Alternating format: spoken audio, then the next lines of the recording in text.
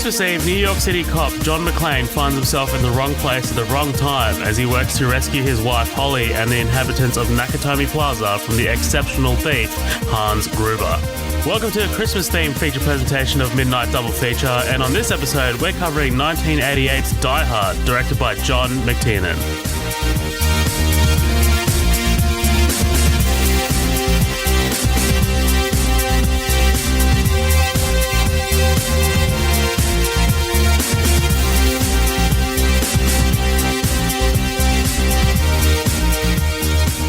Welcome to the party, pal. What's happening? Oh, yippee-ki-yay, motherfucker. You fucked that up already. I know, it's dude. Yippee-ki-yay. Yippee-ki-yay, whatever, dude. I'm doing well. How are you doing? I'm good, dude. Welcome back. It's just the dynamic duo today. Talking about fucking shit up, dude. Hey, dude, at least I didn't fuck up the main fucking phrase, the catchphrase of fucking John McClane over here. Yeah, that's true. You know? Dude, fucking Merry Christmas, man. It's, tis the season. I'm not a big Christmas person. It's just another fucking time of the year for me where we give presents and have fucking feasts. I don't go to church. Yes, I know, blasphemy. Give me 1 star. Blah blah. But what about you, man? Like this is literally like my only tradition. I watch this every year on Christmas. Honestly, I don't have like a lot of Christmas traditions. Other than like going to certain family members' houses and stuff like that, stuff that we've done for decades. But I don't really watch anything like for Christmas stuff. Like I'm not a big Christmas movie guy. Like Lindsay really is. We were watching Home Alone the other night, and It's a Wonderful Life and blah, blah, blah. Please don't say Love Actually. No, actually, but she was watching that. I caught some of it, and I wouldn't mind finishing it because it doesn't seem like a terrible movie. When did your penis invert into yourself? When I met you, motherfucker. No, I'm just kidding. No, actually, if I do have a Christmas tradition, it's now watching the final cut of Blade Runner because... It's lovely. Yeah, right. Well, there's a bit of a story with it. A couple of years ago, we got a cabin in Gatlinburg, Tennessee, which is a beautiful place, and we went up there, and she'd never seen Blade Runner before, so it's snowing outside. We have like this hot tub. We've got this big log cabin like all to ourselves. It's this awesome place, and I rented Blade Runner on demand right there, and I try to watch that like every Christmas just because when you're listening to that soundtrack by Vangelis, like that shit just matches up. So it's just wow. Oh, dude, it sounds so good, especially with like Christmas stuff. So that's about the only tradition I have. I'll fucking watch Blade Runner on a Tuesday. I don't give a shit if it's Christmas or not. But that's about the only real thing that I've got. And this might be a shock to some people, but this is the first time I've ever seen this. So that's probably why I fucked up the quote. Dude, that fucking shocked me. I can't remember because we were recording on air, I'm pretty sure, when I found that out. And I can't remember which episode it was, but man, like when I found that out, I fucking wrote it down. I was like, we gotta get Die Hard on the fucking bill. And what better time to do it than Christmas? Because honestly, so many fucking people fight that this is a Christmas movie, but it is, okay? Just because they don't give fucking presents to each other and have lunch. Like, come on. Right. See, Lindsay and I were talking about this because she was like, no, it's not a Christmas movie. I was like, okay, whoa. Look at like It's a Wonderful Life. Like, if you watch it, it's a great movie. I fucking love Jimmy Stewart. It's a classic. Yeah. But, other than the fact that it's set in Christmas time, and, he has a guardian angel, almost nothing about that is about Christmas. It's a redemption story, kind of like Die Hard of this guy. It's a redemption story for Bruce Willis's character. Yeah, for his marriage and his job and all this other stuff. But it's also, it's also a redemption story for Pal. Was that Reginald Vell Johnson? Yeah. But yeah, it's a redemption story, and I think that's it's kind of like the end of the old year, the beginning of the new, which I know is more of New Year's, but Christmas is so close. But I think that it's just kind of like a story of redemption for both of them, kind of the same thing as It's a Wonderful Life. So I that's the way I look at it, though. And dude, like you still got like the very Christmassy, like, come on, one of my favorite lines of all time is, and one of my favorite deliveries of all time, now I have a machine gun, ho, ho, ho. Like, come on, dude. You don't get that without Christmas. But yeah, like this totally to me is a Christmas movie and is my favorite Christmas movie of all time. I mean, you mentioned Home Alone earlier. That's very close. Oh, hell like, yeah. that is also one of my favorites as well. But this absolutely takes the cake for me, man. Just out of curiosity, have you seen any of the Die Hard movies or just not this one? I think I saw the one. Is it the one after this with Jeremy Irons, where he's no, that's the third one. Okay, I've seen the most of that. It was just on TV once. And I was like, hey, Samuel L. Jackson, Bruce Willis, and like I actually really enjoyed it. I just never got around to finishing it. But no, that's about it. I never saw Die Hard 2 or Die Hard with a Vengeance or Live Free and Die Hard or Buckaroo Banzai in the Eighth Dimension of Die Hard or whatever the fuck next sequel they come up with. No, I haven't seen any of the other ones though. So I'll just quickly run you through them. So. Obviously, this is my favorite one. The second one is really not that great. Second one is it's kind of weak. It's directed by Rennie Harlin, who did Cliffhanger and all that shit. But it's a little meh. It's definitely my actually, besides the fifth one, it's my least watched Die Hard. That third one that you mentioned, the one with Jeremy Irons, that was my favorite for a very long time. I love the whole idea of like Simon Says. Basically, like he's doing this like game cat and mouse thing where he's making John McClane run around New York City and playing these games while he's robbing the National Reserve. It's fucking awesome, dude. And Jeremy Irons is just a fucking awesome bad guy, dude. Oh hell, like, dude! Just I could not have pictured a better Alan Rickman. Who's gonna play his brother?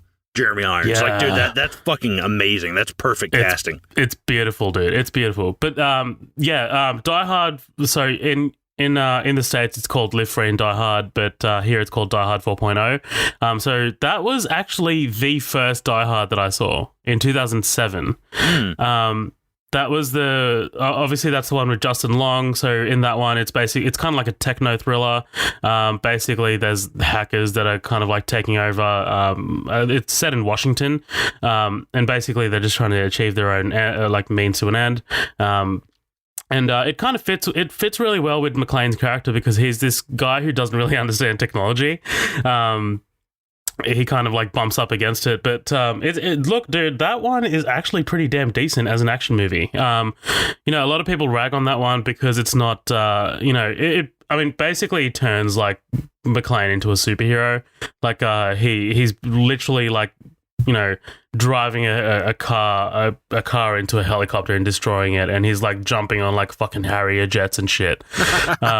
So, like, it is entertaining to watch, but it's not really what John McClane does. But, man, it's a badass, kick-ass action movie. The villain is entirely forgettable. He's played by Timothy Olyphant. But Kevin Smith's in that movie, man. That's how they fucking met. And he directed Cop Out with Bruce Willis. And, he said Bruce Willis is the worst person I've ever worked with. But that was okay. But, dude, the fifth one, the most recent one, is an abortion of a movie. It is so fucking bad, man. That movie, it's basically McClane and his son, who's played by Jai Courtney. They're in Russia, and they just get up to some fucking hijinks. I've seen it once and once only, and I hated the fuck out of it. It was just terrible. That one's directed by John Moore, who doesn't have a great track record. He directed that Max Payne movie with Mark Wahlberg. Yeah. So I don't know who chose him to direct a Die Hard movie, but hey, there we are. But yeah, man, look, give me your...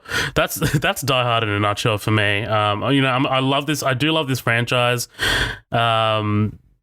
Really excited to see what they do with this new one. It's called McClane, apparently. So, Hollywood's doing this thing where they just take like last names of action heroes and, Yeah, like Rambo.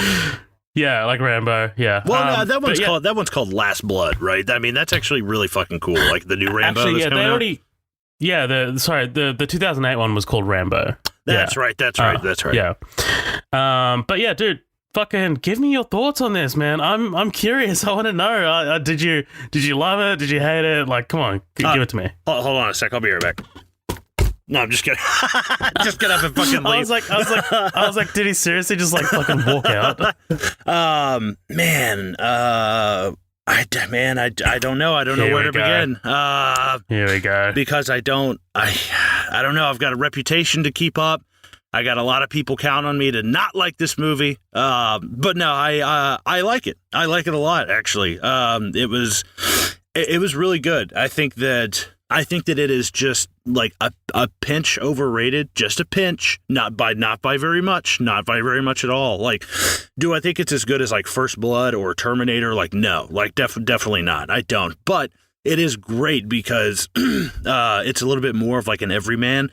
You know, he's not a Green Beret. He's not a fucking cyborg. You know, he's not a boxer like Rocky. You know, we don't have this like over the top, you know, shredded fucking, you know, 6'5", you know, guy doing stuff. He's a regular guy, especially during this era. Right, yeah, especially, yeah, we were 88. You know, so we got a guy running around with fucking no shirt and no shoes on half the fucking time, you know, so it's like, I think the best part about this movie for me is like how battle worn he gets. Like, I'm a big fan of any kind of like art or even like action figures or models of like Iron Man, like battle damaged Iron Man. I love that shit. It's so fucking cool.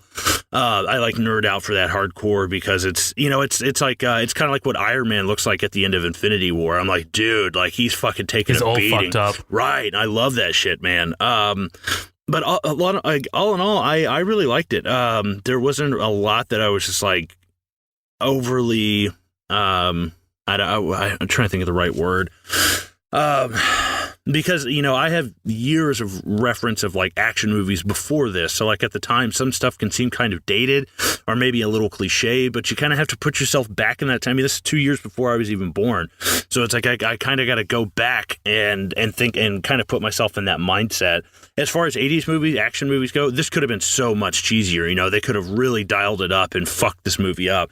But they don't, and they do a great job with keeping it kind of grounded for the most part. Like, I said this to Lindsay when we were done watching. It's like, this movie is going to stay timeless for a long time because, A, there's no technology that's like, oh, wow, that's like, okay, like the example I gave her was like The Matrix. You know, they use the payphones to go in and out. Now that seems not silly, but you have to kind of put yourself back into that space and realize that these were things that were used at the time and stuff. This movie doesn't have any of that. You know, it's a couple of guys in a tower, some radios and some guns, and that's fucking it, man. And they made a 2 hour long, I mean, gripping movie about just with those elements. Like, I mean, and I know it's based off of a novel. I don't know how faithful it is to like the literary adaptation of it. I'll get into that. Okay, yeah. Cool, awesome. I'm really glad you said that because I'm always a fan of checking out the source material. I had no idea this was a book until the movie came on, and I was like, well, fuck, I don't have time to read about it and watch it. So, but all in all, I really liked it. I think that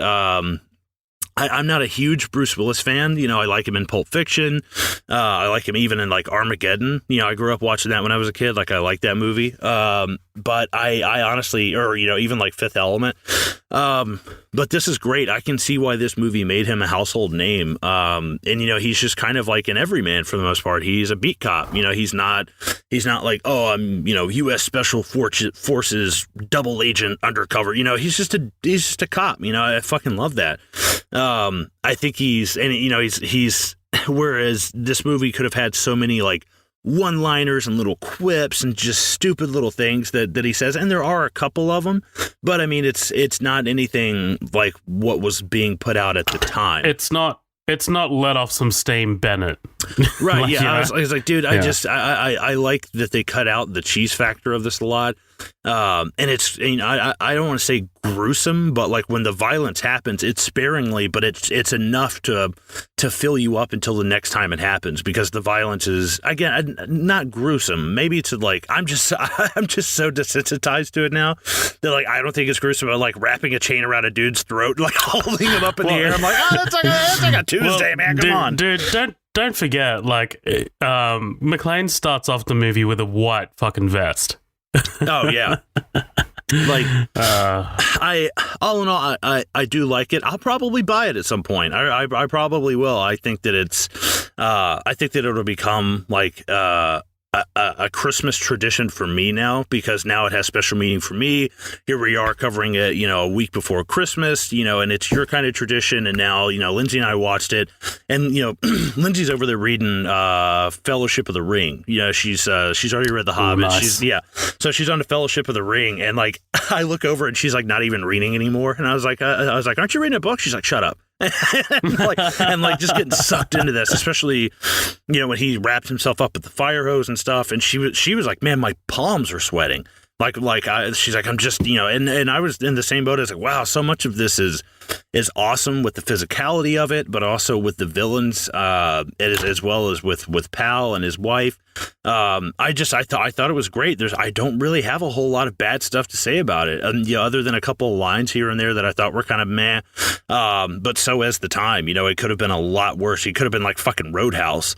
The only thing that fucked me up, and I posted about it in the after party, was the fact that I absolutely thought that fucking Huey Lewis was in this movie. Like, I would have bet my paycheck and my left nut on this thing that fucking Huey Lewis was in this movie, but I was way off. It is definitely not Huey Lewis.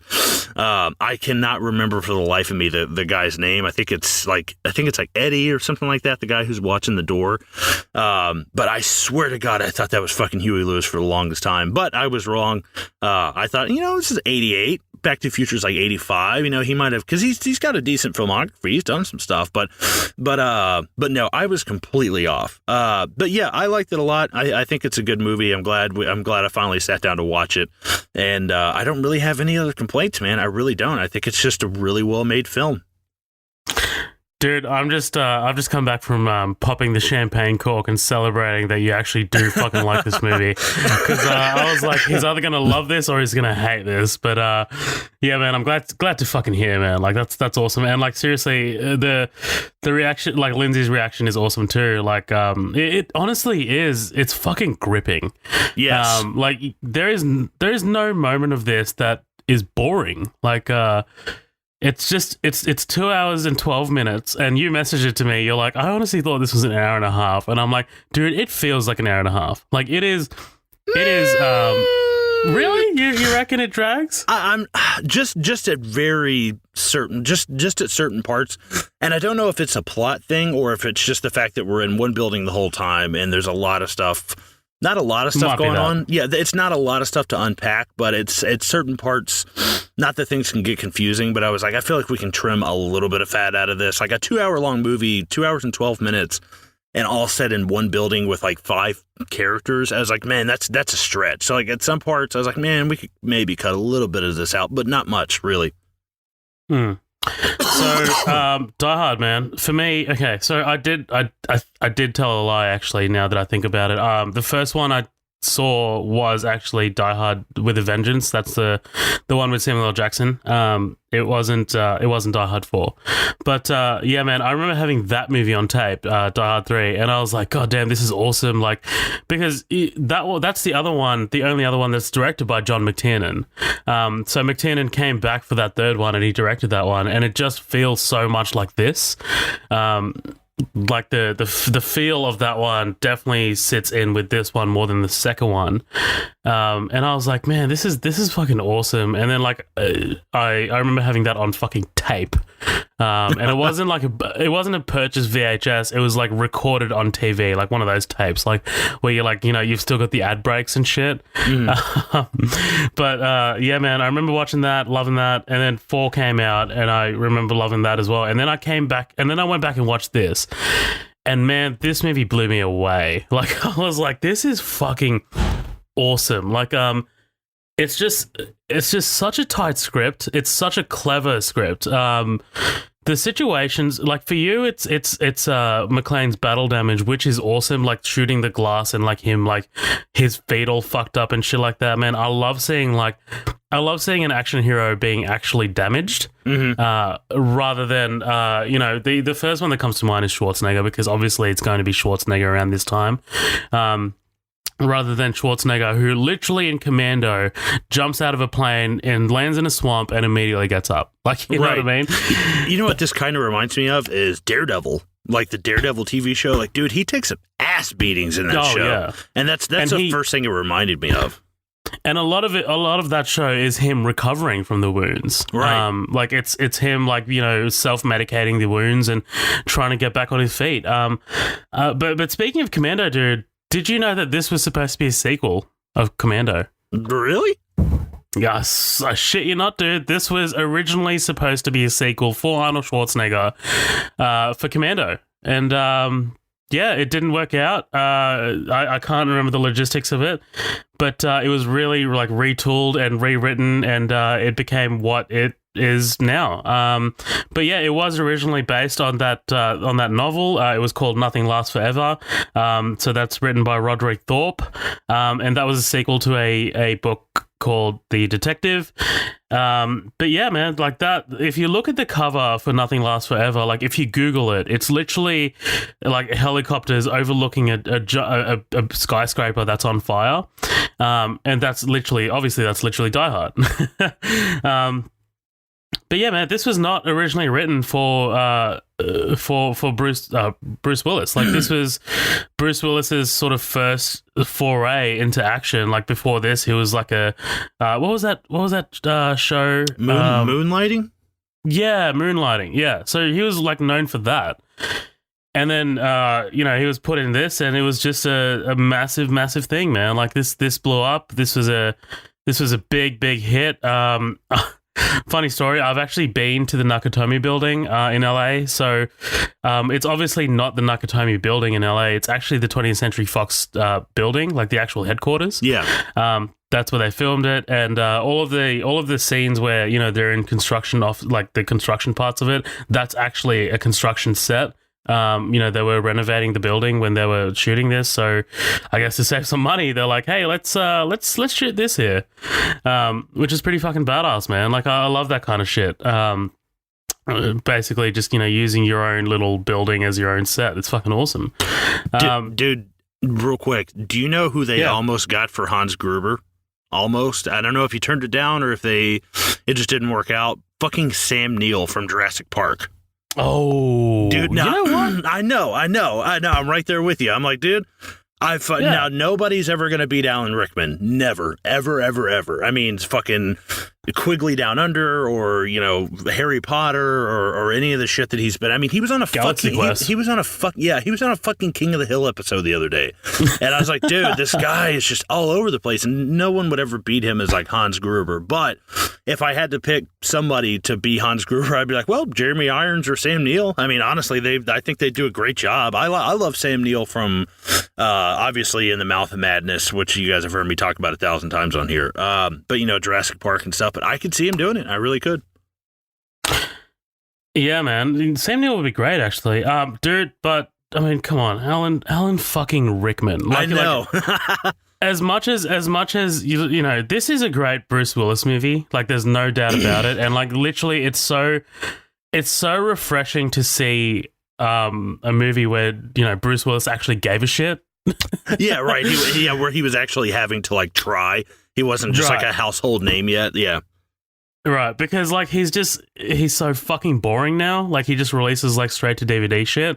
But man, back then, like he had that wiry look. Like, he's got that look of desperation.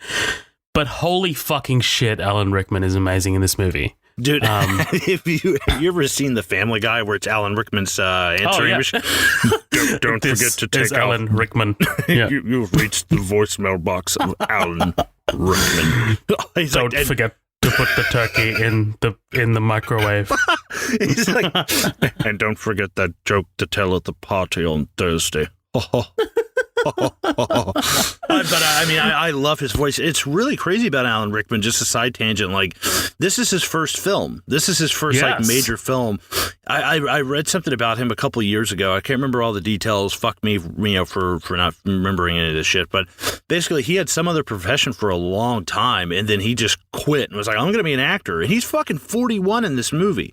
Like, I mean, he just quit his day job and was like, no, I'm going to be a fucking actor. And he did a lot of theater stuff. And I think the producer and the director of this movie saw him in a play, and they were like, no, he's Hans Gruber. Like, he's got to be. Yeah. And originally, he was going to turn this movie down because he was I was like, just about to say that. Yeah, well, fucking goddamn it, just do it then. I guess. No, I'm just kidding. No, you do it. He said, he said, literally, this is a quote. I didn't know anything about LA. I didn't know anything about the film business. I'd never made a film before, but I was extremely cheap. But after he read the script, his initial response was, what the hell is this? I'm not doing an action movie. Yeah. Agents and people said, Alan, you don't understand. This doesn't happen. You've only been in LA 2 days and you've been asked to do this film. So, like, dude, I cannot, like, as much as, you know, you can see Jeremy Irons in this role, I cannot see anyone else but Alan Rickman in this role. Like, he's just got that level of cool, calm collectedness. But also, dude, when he plays Bill Clay later, just that, the like his facial tics and things like that, man, he's just got it. And obviously, this was not the first movie I'd seen Alan Rickman in. Like, I was obviously a big Harry Potter kid growing up, so he was always Snape to me. And man, when he passed away, it was a fucking, it kind of broke me a little bit, man. Like, you know, for me, the big one was Robin Williams, and obviously lately it's been Stan Lee, but.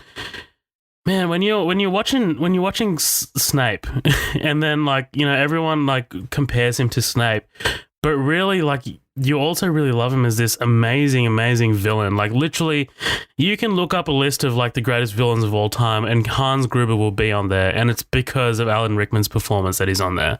Like, there's nothing else.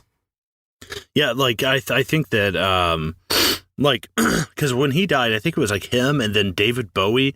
And then, like, Lemmy from Motorhead, and then Prince. Yeah. Like, all of these people died, and, like, I mean, God, like, over the span of, like, 2 months. It's like, Jesus Christ, dude. Like, it was just so many so fast. And yeah, I don't think a lot of people... I didn't know that Alan Rickman was sick. I had no idea that he was even ill at all, which, I mean, that's his right. You know, make that as private as you want. But I just had absolutely no idea. And I'm not, like, the biggest Alan Rickman fan in the world, but he's kind of in that same... He's kind of in that same niche as like Tim Curry, Christopher Walken, Jeff Goldblum, kind of like, sorry, these guys they're so in a league of their own with like they're not, oh my God, he's so attractive. And oh my God, he's just, you know, he's this big muscle bound. Like, no, it's their acting ability and their personality comes through so well in their performances that you're just drawn in, like you're hypnotized by him. You can't help it. And I think part of it is the voice when you talk about those type of people, Curry and, you know, Willem Dafoe, like someone like that, the voice is something that sucks you in, and his voice is just so memorable, man. I mean, it's impossible to get away from. It's like hypnotizing. 100%, dude. Like, he's such an amazing presence. But turning back to this movie, and it's kind of like giving my like final thoughts, not final thoughts, but, you know, final thoughts to my opening thoughts. I love this movie because it does something that action movies don't really do, and it's this kind of like a sequence of events, but really it's kind of like little mini things that the protagonist really needs to overcome. So, for example, there's like little sequences. So there you got like a little thing with Ellis that, you know, Bruce Willis kind of has to face. You've got the thing against the FBI outside. You've got the moments with Bill Clay. There's like these little kind of like they all add to the overall plot and the story, but there's still like little things of their own in the movie. Like, it's really difficult to say, but action movies just don't do that these days. Like, they don't do these little memorable sequences this well, and like they all just kind of add together to like create this amazing sort of. I'm gonna call it, dude. It's a fucking masterpiece. Like, I fucking love this thing. I agree. I agree, man. It's like I said, there's not a lot of stuff about it that I can really find. I'm like, nah, that doesn't hold up, or that's cheesy, or blah blah blah. Like, nothing about that really jumps out to me. And I think that, you know, beauty is in the eye of the beholder. Like, it personally, to me, like, I don't think it's like, when I think of masterpiece, I think it's something like fucking, you know, like Blade Runner or like Shawshank or something like that. Is it on that level for me personally? No, but I can absolutely see how that would be on somebody else's level like that. No questions. Would you? Okay, so this is often cited as a perfect action film. Would you say that it is? Because when I think perfect action film, I think this and Terminator 2. Hell yeah, dude. I was going to say T2. Yeah. I think that it's damn near perfect. I think if they were able to get out of the building maybe just a little bit more, I understand that's where all of our action is going on, and that's all the Pell stuff. Yeah, right. But like you said, that whole thing with him pretending to be Clay later on and stuff like that. Like as soon as that happened, it's one of the few times I've ever caught myself being like, "Oh, you bitch!" Like when I saw it, I was like, "You motherfucker, dude!" Like I was so like on the edge of my seat. And it's effective, and it does what it sets out to do, and it's very tense, but at the same time, it's got a lot of heart behind it. It's got action, but it's not over the top. I mean, you can say, the top of the building blowing up and blowing up all these helicopters, but that's our fucking climax, man. Like, right. It doesn't. You need something. Right, yeah, and it's great how it goes. It's one guy gets killed, and then another guy gets killed, and then the elevator bomb goes off, and it just kind of escalates, because that's what movies do. The stakes go up as we watch them. Like, so I think that it's effective in that, and it does a great job. To me personally, I mean, like you said, T2, perfect action film. Is it as good as that? No, but does that mean that it's not a flawless action movie?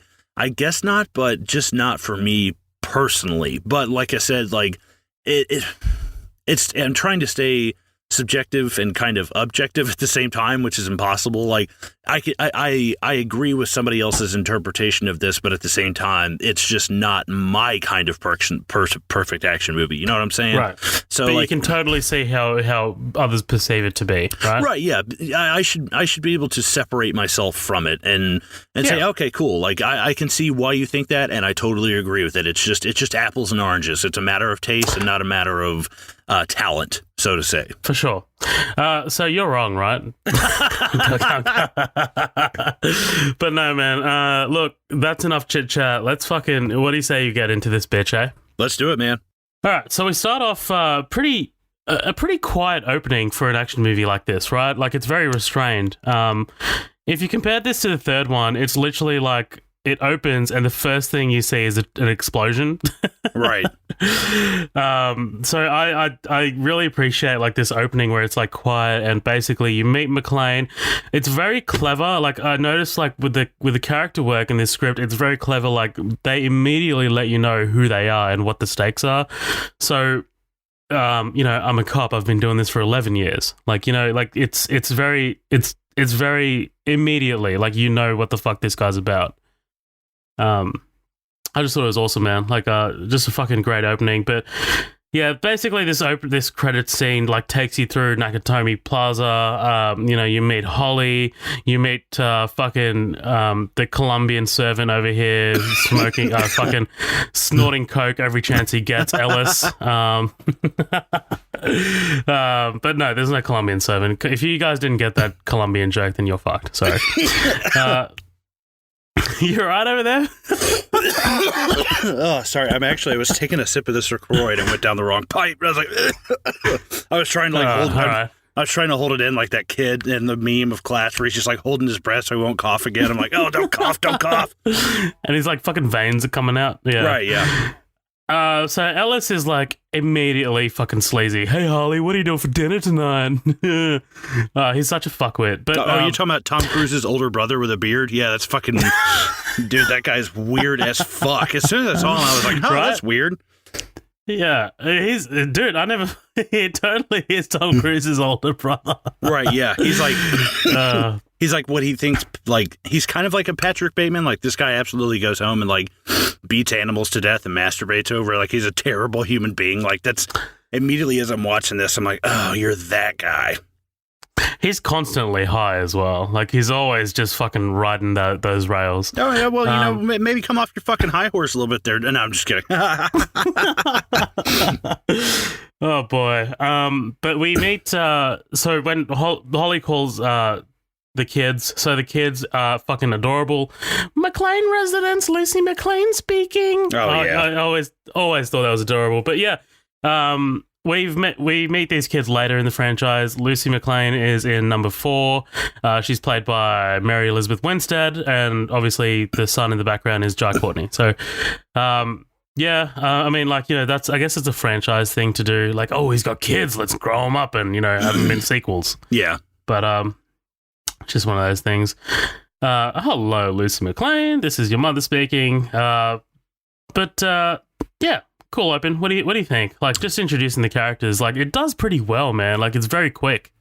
I think it does a great job. I think, I guess for story's sake, they have to kind of make the opening part with him like a little bit. You know, we see the gun. He's like, "Relax, man. You know, I'm a cop. I've been doing this 11 years. My blood type's B negative. I live it." But you know, like, they kind of have to give us a little bit of detail just by telling us instead of showing us, I guess. But like, I would have done that just a little bit differently. But I'm just, you know, it's slim pickings. It's literally just me picking apart that little part. But other than that, I think everything's established like really well. You know, we see like her name changed on her door and stuff like that. You know, and you know him trying to find her in the database later, and her last name's changed. I was like, okay, cool. Like a great way of showing and not telling us. So other than that, like, and I love this guy he's sitting next to on the plane. He's actually in Monster Squad. Oh, really? Oh, yeah. Okay. He's Kiss with your toes, yeah. Yeah, he's in like, I don't know, he's in Monster Squad for maybe like 5 minutes. But I was like, hey, I remember that guy probably has been in so much other shit. And I'm the one dude in the back. And they're like, yeah, fucking Monster Squad, yeah. Like, but yeah, I like that. I love seeing the guy's reaction when he's got the gun on him. He's like, oh fuck. Like, yeah, good luck with that shit now, dude. Try to get on a plane with that gun. That's what I was gonna say.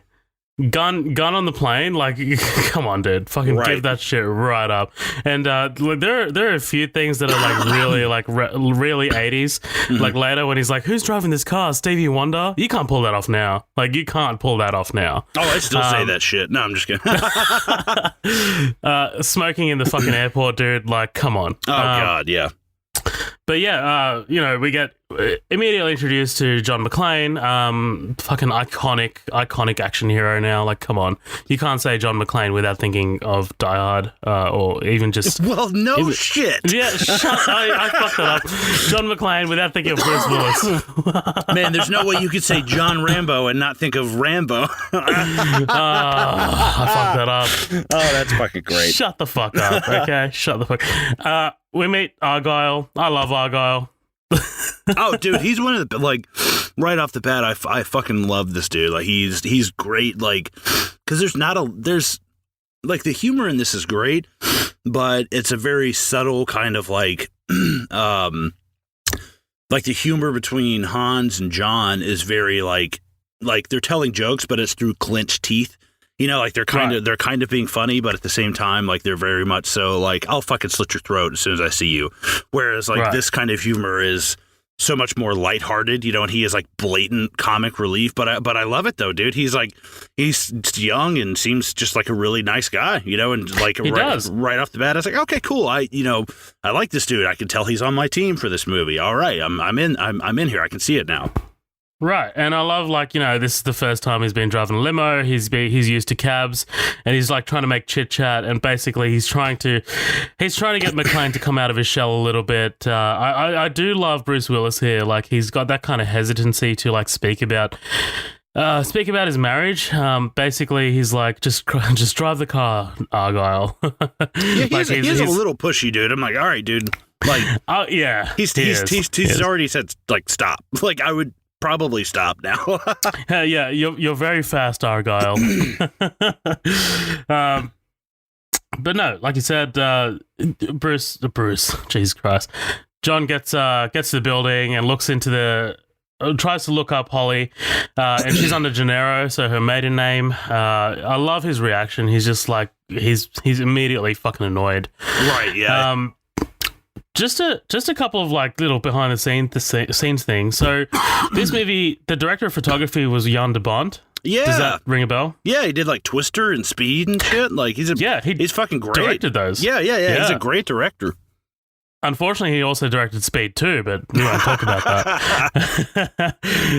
But also the music, dude. I really love the music in this movie. Like, it's not like fucking a Hans Zimmer score, like where it's over the top. There's a lot of like subtle shit, but like when it does pop off, like especially like when I was about to say Snape, when Gruber is like dangling out the window and like he starts like, you know, it's like dun, dun, like there's a lot of violin work in it. It's good, man. I fucking love the music in this. It's Michael Kamen. It's good shit. It's good stuff. But yeah, what this basically leads into this scene, like this party scene. But it's not really. What, dude? This place has a fucking water feature. Did you catch this? Oh, what? It's kind of like this massive, like, rock, like, water feature on this, like, 80th floor, whatever the fuck it is, of this building. Yeah. It's so fucking weird. And what do you think about, like, the fish out of water aspect? So, like, because he's a New York cop, he's noticing all these, like, weird California shit. Like, when this, like, guy walks up to him and, like, fucking smooches him. Fucking California! Yeah, I'm like, dude, like, you're from New York. Like, I understand they're going to be probably completely different cities, but, like, I mean, come on, dude. You're from New York and you're not used to, like, something like that as like a New York cop. Like, I'm sure you've seen some crazy shit. I was like, all right, whatever though. You know, I'm not gonna sit there and like nitpick it to death. You know, but you know, I mean, I've been to both, and like I've only been to both like very briefly. And like I didn't notice like a change in like a kind of like culture that much, but I mean, it was there a little bit. Like New Yorkers tend to be a little bit more introspective, I guess is the word. Sure, yeah, I've never been there, but that's the impression that, you know, they're kind of typecast for, I guess. Yeah. Bruce meets Bruce. Fuck, I'm gonna keep doing it. McClane meets Takagi. Love Takagi. Love this guy. Yeah. He just comes off very friendly and, you know, very warm. He's awesome, dude. He's awesome. But basically, yeah, he basically paid for his way in, right? Like this amazing, you know, limo ride in and all that shit. Yeah, why why is that? I never understood, like, I guess it's not terribly important, but, like, why is that? Why do they pay for all this stuff? He says it seems like it was the least we could do. So, I don't know. It might just be because he's very proud of Holly. Yeah, or maybe it's like, I don't know. Maybe she's been working her ass off, but she still can't afford to. Like, I don't know. It's not really important, you know. But still, I was just curious. Maybe Takagi like understands like the sacrifices that the marriage has been through. Maybe he's like that well aware of it. Yeah, I mean, it could be. I mean, like you said, he comes across as very warm and caring, so that might just be, you know, that's probably why, you know. Yeah, McClane meets Ellis. Snorting up the whole of fucking Columbia and Medellin in there. Jesus Christ, dude. I want you to meet John McClane, Holly's husband, Holly's policeman. Like, oh, dude, the best part is right afterwards, and he's like, you missed some. He's still got shit on his nose. I'm like, oh, fuck. It's fucking, oh, dude, this guy's the worst. This guy is the fucking worst. Yeah, Holly walks in, and again, I love the music here. It's just this kind of really subtle, like, violin. Like, they just look at each other, and you know that there's some fucking tension, right? Like, as amazing of an action movie this is, like, it's still got time to do this really setting up of the characters really well. And it honestly is a very character-driven action movie, and you don't really get that around this era of action films. Right, yeah, I definitely agree with that, because between him and Pal, like I said, that's it. Yeah, no, it's not necessarily a Christmas movie like fucking Miracle on 34th Street, but, you know, Home Alone's not really a Christmas movie. Like, when you think about it, like, it is, but the plot doesn't center so much around, like, Christmas is used as a plot device. It's not the why, it's kind of more so the how, I guess. Like, it's not why this happens, it's how it happens. And this is kind of in the same boat, you know. Yeah. This is like, at a little bit, because there's no real like how to this, like how does Christmas affect the story? It really doesn't. I mean, do you think it does? I just think it's just kind of like a setting piece, you know. But it totally is a setting piece. Like, I mean, like, Shane Black is very well known for setting his movies at Christmas, and they don't really have anything to do with the overall plot. And to be honest, dude, when you talk about Christmas movies, I mean, do a lot of Christmas movies, like, it's all about the setting, right? It's not about the plot. Like, I mean, come on, like Santa Claus with fucking Tim Allen, okay, fine, but that's not a good Christmas movie. It's not amazing. It's not like this or Home Alone. Right, yeah, it's not something that, I mean, I would put in, like, my wheelhouse of Christmas movies. You know, it's kind of cheesy and lighthearted kind of stuff, whereas, like, something like this, like fucking Batman Returns, holy shit, like, that to me is the perfect idea of using Christmas as, like, an amazing, kind of setting for it. But yeah, I just, you know, I think that's just kind of part of the debate with this whole, is it a Christmas movie, is it not? I do, I consider it, for the record. I do. Even Bruce Willis has came out and said that he doesn't. And I'm like, fuck you. Of course you would say that. Yeah, you piece of shit, Bruce. He's listening to this right now. Like, goes and gets the samurai sword from Pulp Fiction. I'm like, oh fuck. I don't care, man. I'm on Kevin Smith's side of all of those things. Like, dude, like I said, in Smith's like autobiography, he talks about like what a fucking shit show it was working with Bruce Willis on the Cop Out movie. Oh yeah. Because that was Smith's like only studio movie, and he's like, I'm never doing it again. Willis was just such a cunt, apparently. Yeah, I've heard that. Yeah. I've heard some stories from Kevin Smith, and I hope Bruce Willis is listening to this, because I fucked your wife to me more, and I want to know what you think about that. So fuck you, dude. All of a sudden you just hear like this. I'm like, I gotta go. Hey, Colin. He does that like soft voice that he does. Yeah. But yeah, man. We so Holly and McClane talk. You know, Holly's like, you know, I've got a spare room. We can bunk with me. Definitely some more marital tension here. It's nice. You know, they play it very well. It's not over the top.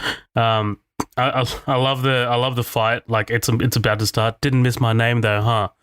And that's when it's like, oh god, here we fucking go. You can see it in like Holly's face. You're like, oh Jesus, we're gonna do this again. We're gonna do this again, are we? Are we, John? We're gonna do this again. It's fucking palpable, yeah, for sure. But while that's kind of going on, you get this sort of like entrance, basically, right? This is the Germans rocking up, or whatever you want to call Hans's crew. The truck, you get Carl, the big blonde guy, who, by the way, is a professional Russian Bolshoi ballet dancer. Oh wow. Yeah, like it's fucking crazy, dude. You get what's this guy's name? Theo. Feeds Worthy on the break, over to AC, to Magic, then back to Worthy.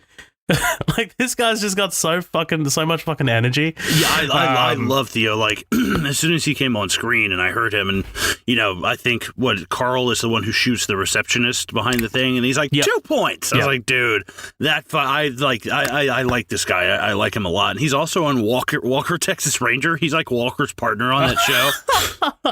That's the one with fucking Chuck Norris, right? Like Chuck Norris. Oh hell yeah, dude! Yeah, that's definitely the one with Chuck Norris. Every time I think of Walker Texas Ranger, I think Talladega Nights, because that's what they name their children. Yeah. Oh, that's so funny. Or TR as we call him. Clarence Gilliard Jr. That's who Theo is. There's a moment here. So Carl throws out this weird gadget, like stun thing, and it stuns the security guard, but Carl just shoots the guy anyway. Yeah, I was like, dude, why? Just walk around the corner and shoot him. It's not like he's expecting you. Like, what the fuck is that? So the Pacific Courier truck rocks up in the docks below, and all the Germans walk out, all looking like professionals, and we get Hans. No dialogue yet. It's literally just all music. It's there's some Ode to Joy sprinkled in there. And dude, like the look on Hans's face, man, like, you know that this is a different kind of villain. This is not the kind of villain from fucking Commando. This is not the kind of villain from any other fucking shitty Stallone movie or Schwarzenegger movie. I mean, like, I'm talking about the shitty ones, right? Like, not the good ones like Rambo or like fucking Terminator. This is something else. This is a new bad guy. This is a new villain. This is the fucking Heath Ledger Joker of the 80s, I think. I mean, like, when you get down to it. I was thinking about that, and I was like, you know, do I think he's the Heath Ledger's Joker of them? I think he's really close, but I don't know. I kind of just I feel like I don't know. I think he's somewhere like right behind Joker, but like if they had made like an excellent Scarecrow movie, like Scarecrow's good in Batman Begins, but they never made a great like Scarecrow with that, or like a Mr. Freeze, like a great Mr. Freeze. There's like two of my favorite villains. So I think something more, like not like Heart of Ice, right. I think I'm more like Scarecrow in that vein, but that's I mean that's just me, but yes, I do think it's not far behind that performance though. Yeah, for sure. They start locking everything down. Basically taking control of the tower. We kind of went around. Before McClane went up, it was mentioned by the receptionist that the party goers are the only ones left in the building, which kind of makes you wonder, like, why the fuck did he make him look for? Why the fuck did he make him look for Holly when they're the only ones in the building? That was a bit weird, but maybe it might have just been a security thing. Like, it might have just been like, I want to know that this guy's here for someone and he's not just some kind of prowler. Right. He's like, didn't you write me a ticket? Yeah, you got to sign in. Like, he's like kind of a dick to him. Oh, fuck, man. Carl's brother goes down to disable the communications. This is hilarious. And then Carl just fucking walks in and chainsaws it. Oh, yeah. His younger brother, who looks like if Hitler's wet dream and Jeffrey Dahmer had a baby, like he looks like an Aryan Brotherhood version of like Jeffrey Dahmer. I was like, dude, take this kid outside every once in a while. Like he looks like an angel and a polar bear had a baby, just like this pale blonde like fucking mess. I'm like, dude, take this kid outside every once in a while. Fuck. Bro, he didn't go outside. Like, he was one of those ones who just stayed inside on the computer, and that's how he got drafted into this terrorist cell. Yeah, right. He's like the angry German kid who freaks out when he loses that game. If you've ever seen that video, it's fucking epic of this kid having a meltdown, and that's totally what I thought. And I was like, and that little boy grew up to die in Nakatomi Plaza. Like, that's the first thing I thought. I lost the game. Guess I should start the Holocaust. Dude, I mean, that kid has like a Holocaust fucking level meltdown. It's insane, man. A Holocaust level meltdown. What kind of meltdown what does that even look like? Fucking look it up. I guess it looks like the Holocaust. There's nothing scarier than German screaming, dude. It's so fucking. There's a lot of that in this. 99999. It's like, holy shit, man. 999. It's like Inglourious Basterds, like kind of shit. Like, dude, that's fucking scary to me, man. Oh, for sure. And like, because their language is so like razor sharp, it's like it doesn't sound like they're being polite, even when they are being polite. It's so like jagged. Dude, there's just one last little tangent. There's a hilarious video of what like words in French and then words in Swedish and words in English and then words in German. Oh, dude, it's like butterfly, butterflu, Duckstadt, Narkaschnurgen. Like every time it cuts to German, it's something terrifying. It totally is. It's so horrifying. It's so like it's so abrupt. Right. Yeah. I can't even like think of the word. I think abrupt is the right word. No. Yeah. I was actually gonna say abrupt. It's very coarse and just like to the point. Like it's a scary language. I'm scared. Yeah. It's like police, and then like their one is Polizei. Jesus Christ. Or shit. Or Scheiße. Oh fuck. Oh man. All right, but back on track. While Carl's basically fucking chopping down the comms, McClane's upstairs, making fists with his toes, and gets on the phone to our good buddy Argyle, but the call drops out. Argyle's like, "Hey, you got my number? You know how to reach me." Yeah, motherfucker. Yeah. I also love that like Argyle's basically down here for so fucking long without realizing there's a hostage situation. Dude, the only thing missing from his character is like, dude, he should have been getting high the whole time. Like this like young dude, he's used to driving around cabs. Like he's like, man, I got a client. He's gonna be up here for a while. Fuck it, man. And I was like, dude. I thought it would have added perfect when all the cops show up and he's just like, oh shit. Like, that's like a fucking meltdown. He's fucking baked. Yeah, right. Just freaking out. He's just he's yeah, but come on, man. You don't think that if this was made today, like he'd be fucking baked out of his mind? For sure. Hell yeah. He's played by Seth Rogen. Yeah, right. Yeah. Hey, I didn't realize what was happening. Yeah, John McClane is James Franco. Oh boy. Oh boy. What the fuck have we done? The Germans, you know what? I'm just going to refer to that like collectively as the Germans, even though they're not all German. Like you've got Uli, who's obviously Asian, and you've got Theo, who's fucking American. But I'm just going to refer to them as German. I don't give a shit. Were you about to say something? Yeah, actually, I was going to say the hilarious part is Bruce Willis is born in Germany. Hans Gruber is British, and Carl is Russian. It's like, dude, so he's more German than any of them. That's hilarious. But I also like that, you know, Hans is very diverse. Like he's got a black one and an Asian one. Yeah, it's like a rainbow palette of these awful monsters. It's of people. I must collect them all. I have one of every kind. My Pokédex is full. But yeah, they load up and they go up to the party. Like when they all get out of the lift with these guns, there's one guy who does this like weird like spin move like out of the door.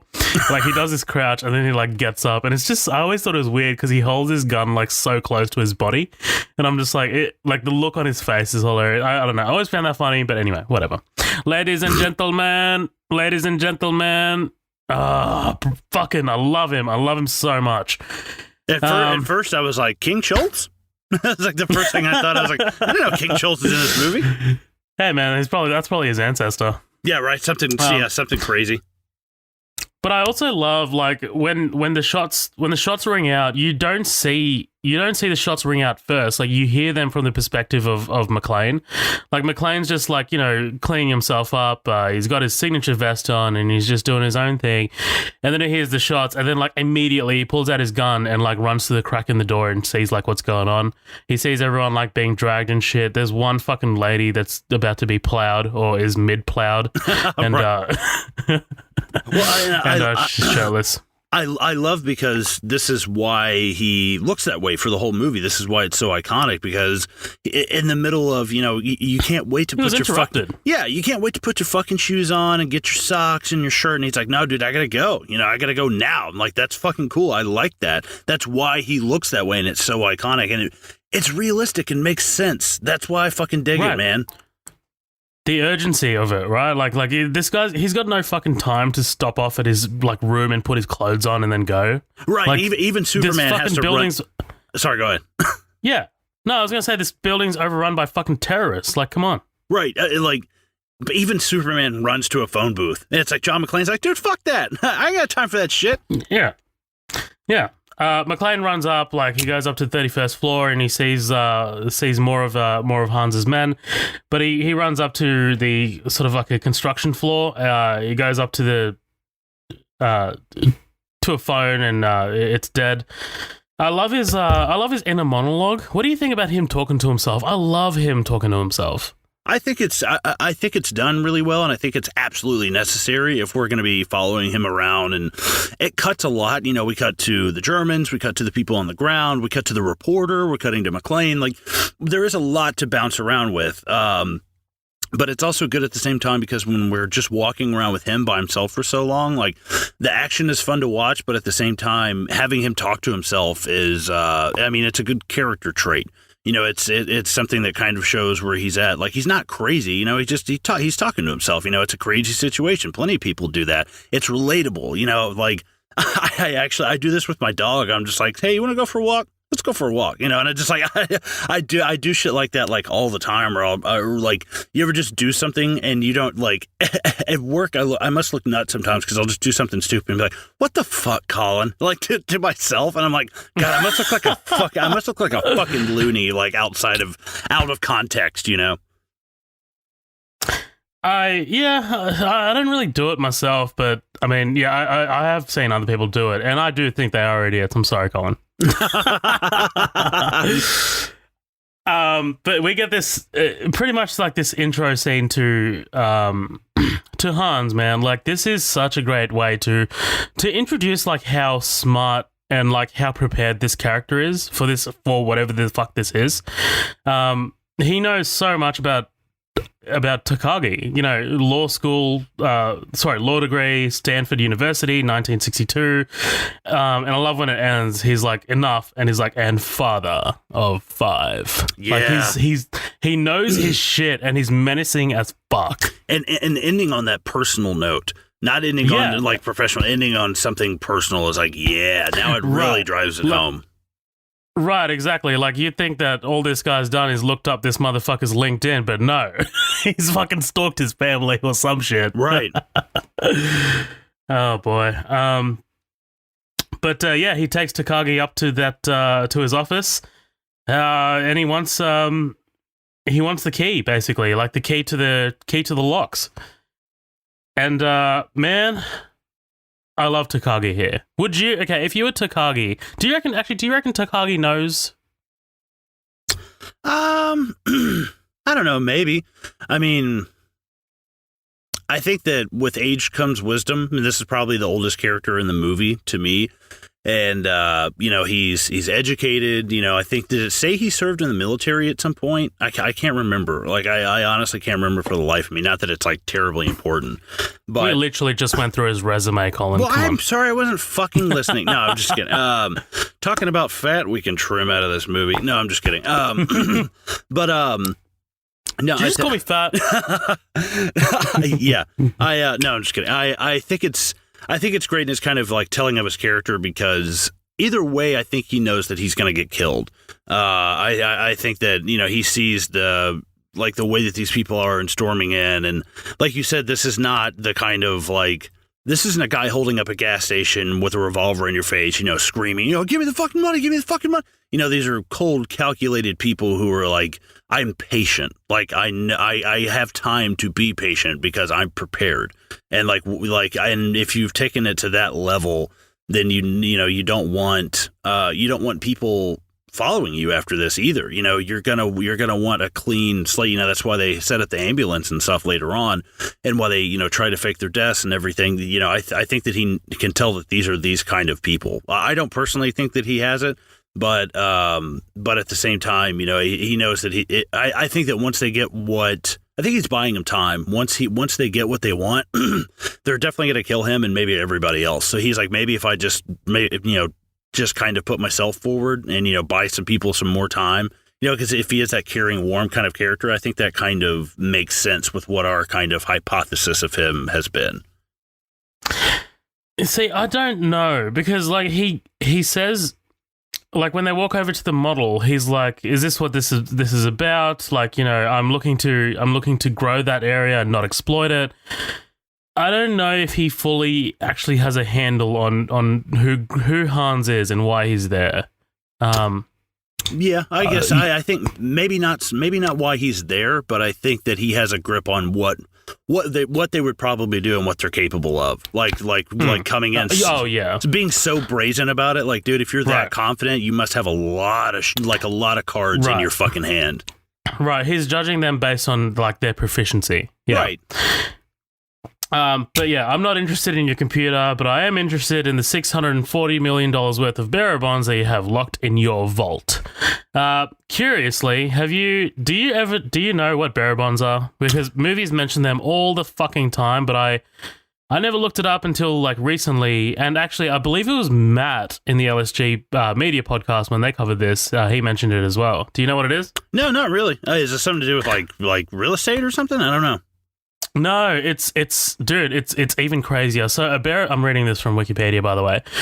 A bearer bond is a bond or debt security issued by a business entity such as a corporation or a government. As a bearer instrument, it differs from the more common types of investment securities in that it is unregistered, so no records are kept of the owner or the transactions involving ownership. So if you literally possess those bearer bond, then you have that money. It's not like, it's not security that like can be transferred in name. It's literally like possession. So that is literally $640 million in that vault, and it's not under anyone's name. Yeah, and fucking 640 million in 1988 money. Seeing how far that would get you now, like, holy shit. Yeah. So whoever physically holds the paper on which the bond is issued owns the instrument. This is useful for investors who wish to retain anonymity. Recovery of the value of a bearer bond in the event of its loss, theft, or destruction is usually impossible. Fucking crazy. Like, I didn't even know shit like that existed. I mean, yeah, like you said, you always hear about them in action movies or crime, like Heat. You know, that's like the first whole big part of that movie is them going after the bearer bonds of Van Zandt. And I've just always been like, okay, cool. This is just a different piece of paper. It's just money, right? It's a different piece of paper that we have put value in. Okay, cool, got it. It's like all I really need to know. Yeah, but Takagi, you're just gonna have to kill me. Okay, boom.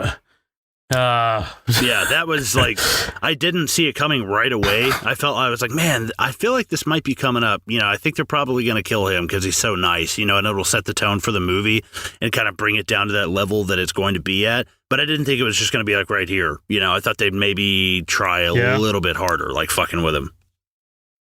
Yeah. Well, McClane witnesses it, and I love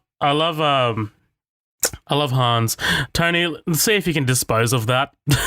Like, it just talks about the body like it's nothing. Carl hears a noise, and it's obviously like he goes over to investigate, but this is when they kind of get their little first inkling that there's someone else here, but they're not fully sure yet. I do like this kind of like element of surprise that McClane has. Like, he's able to make his way around without them knowing that he's there. Like, I do love that. And he does use that to his advantage. Right, yeah. He's got to be really he's got to be patient, or it's like it's kind of like all these other guys are running around. If this was like Fallout, all these other guys are running around in power armor, and you've got to have your fucking sneak turned like all the way up or like maxed out to be able to do this shit. You're a fucking nerd. Yeah. You fucking... Yeah, and by the way, I heard Fallout 76 is dog shit. I'm sorry. Minor tangent. That's all I heard. Just saying. I bought it. We'll talk about it later. Let's put it this way. I'm back to playing Fallout 4. All right, there we go. Oh, I knew it. Okay.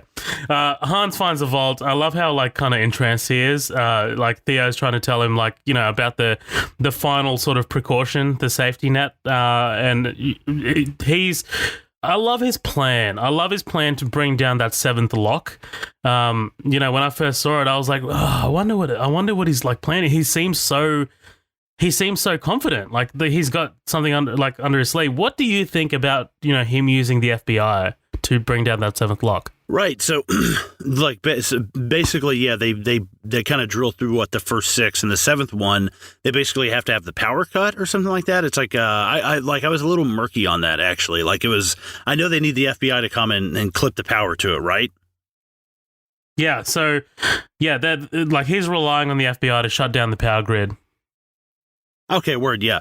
Because it's kind of like what Powell says when they're on the ground. He's like, these guys are doing the terrorist, handbook play by play, and step by step, right? Yeah, and Gruber knows that. He's like, cool. They'll cut the power. They'll try to establish some kind of line of communication. We'll have to act like we actually want something to throw them off of our cover.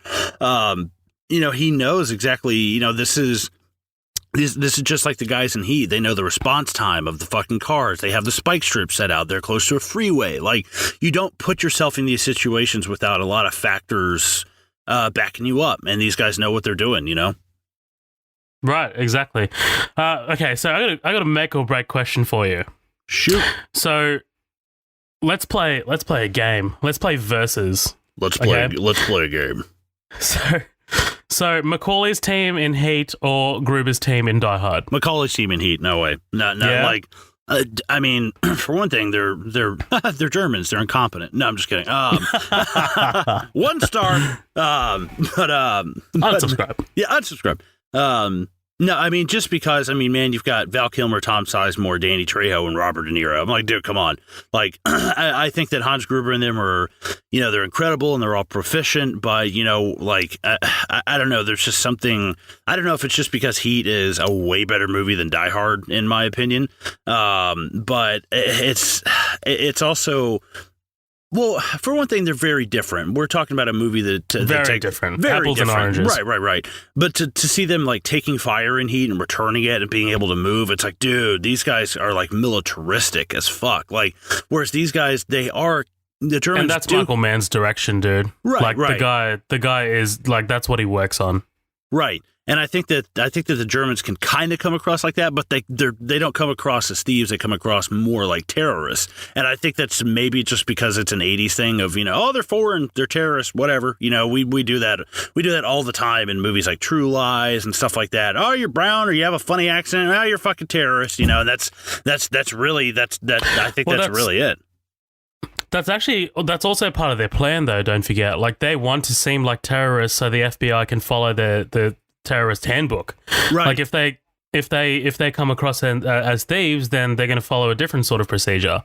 Right. And I think that's that's telling of like the stereotype that like, oh, we're a bunch of foreign dudes who take over a thing, so like they'll eat it up and they'll believe that we're terrorists. This is 88. There's been there's been people who have been kidnapped by terrorist groups, and you also have like the IRA and stuff like that. There's a lot of stuff going on like during the 80s with terrorist groups. This is kind of when that stuff first started swelling up like big time. It's like late 70s, early 80s, Yeah, I'm with you. Okay, so McClane trips the fire alarm, and Hans sends someone to go investigate. Basically, McClane sees the fire trucks coming, and we get first contact. Drop it, dickhead.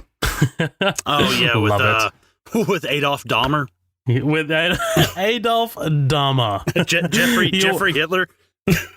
You won't do it. You're a policeman.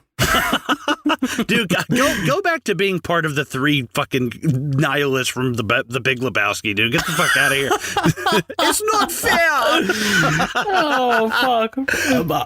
I love the way he gets rid of them, but like they fucking tumble down the stairs and it's just fucking neck broken. It's so uncinematic, but it's still so badass.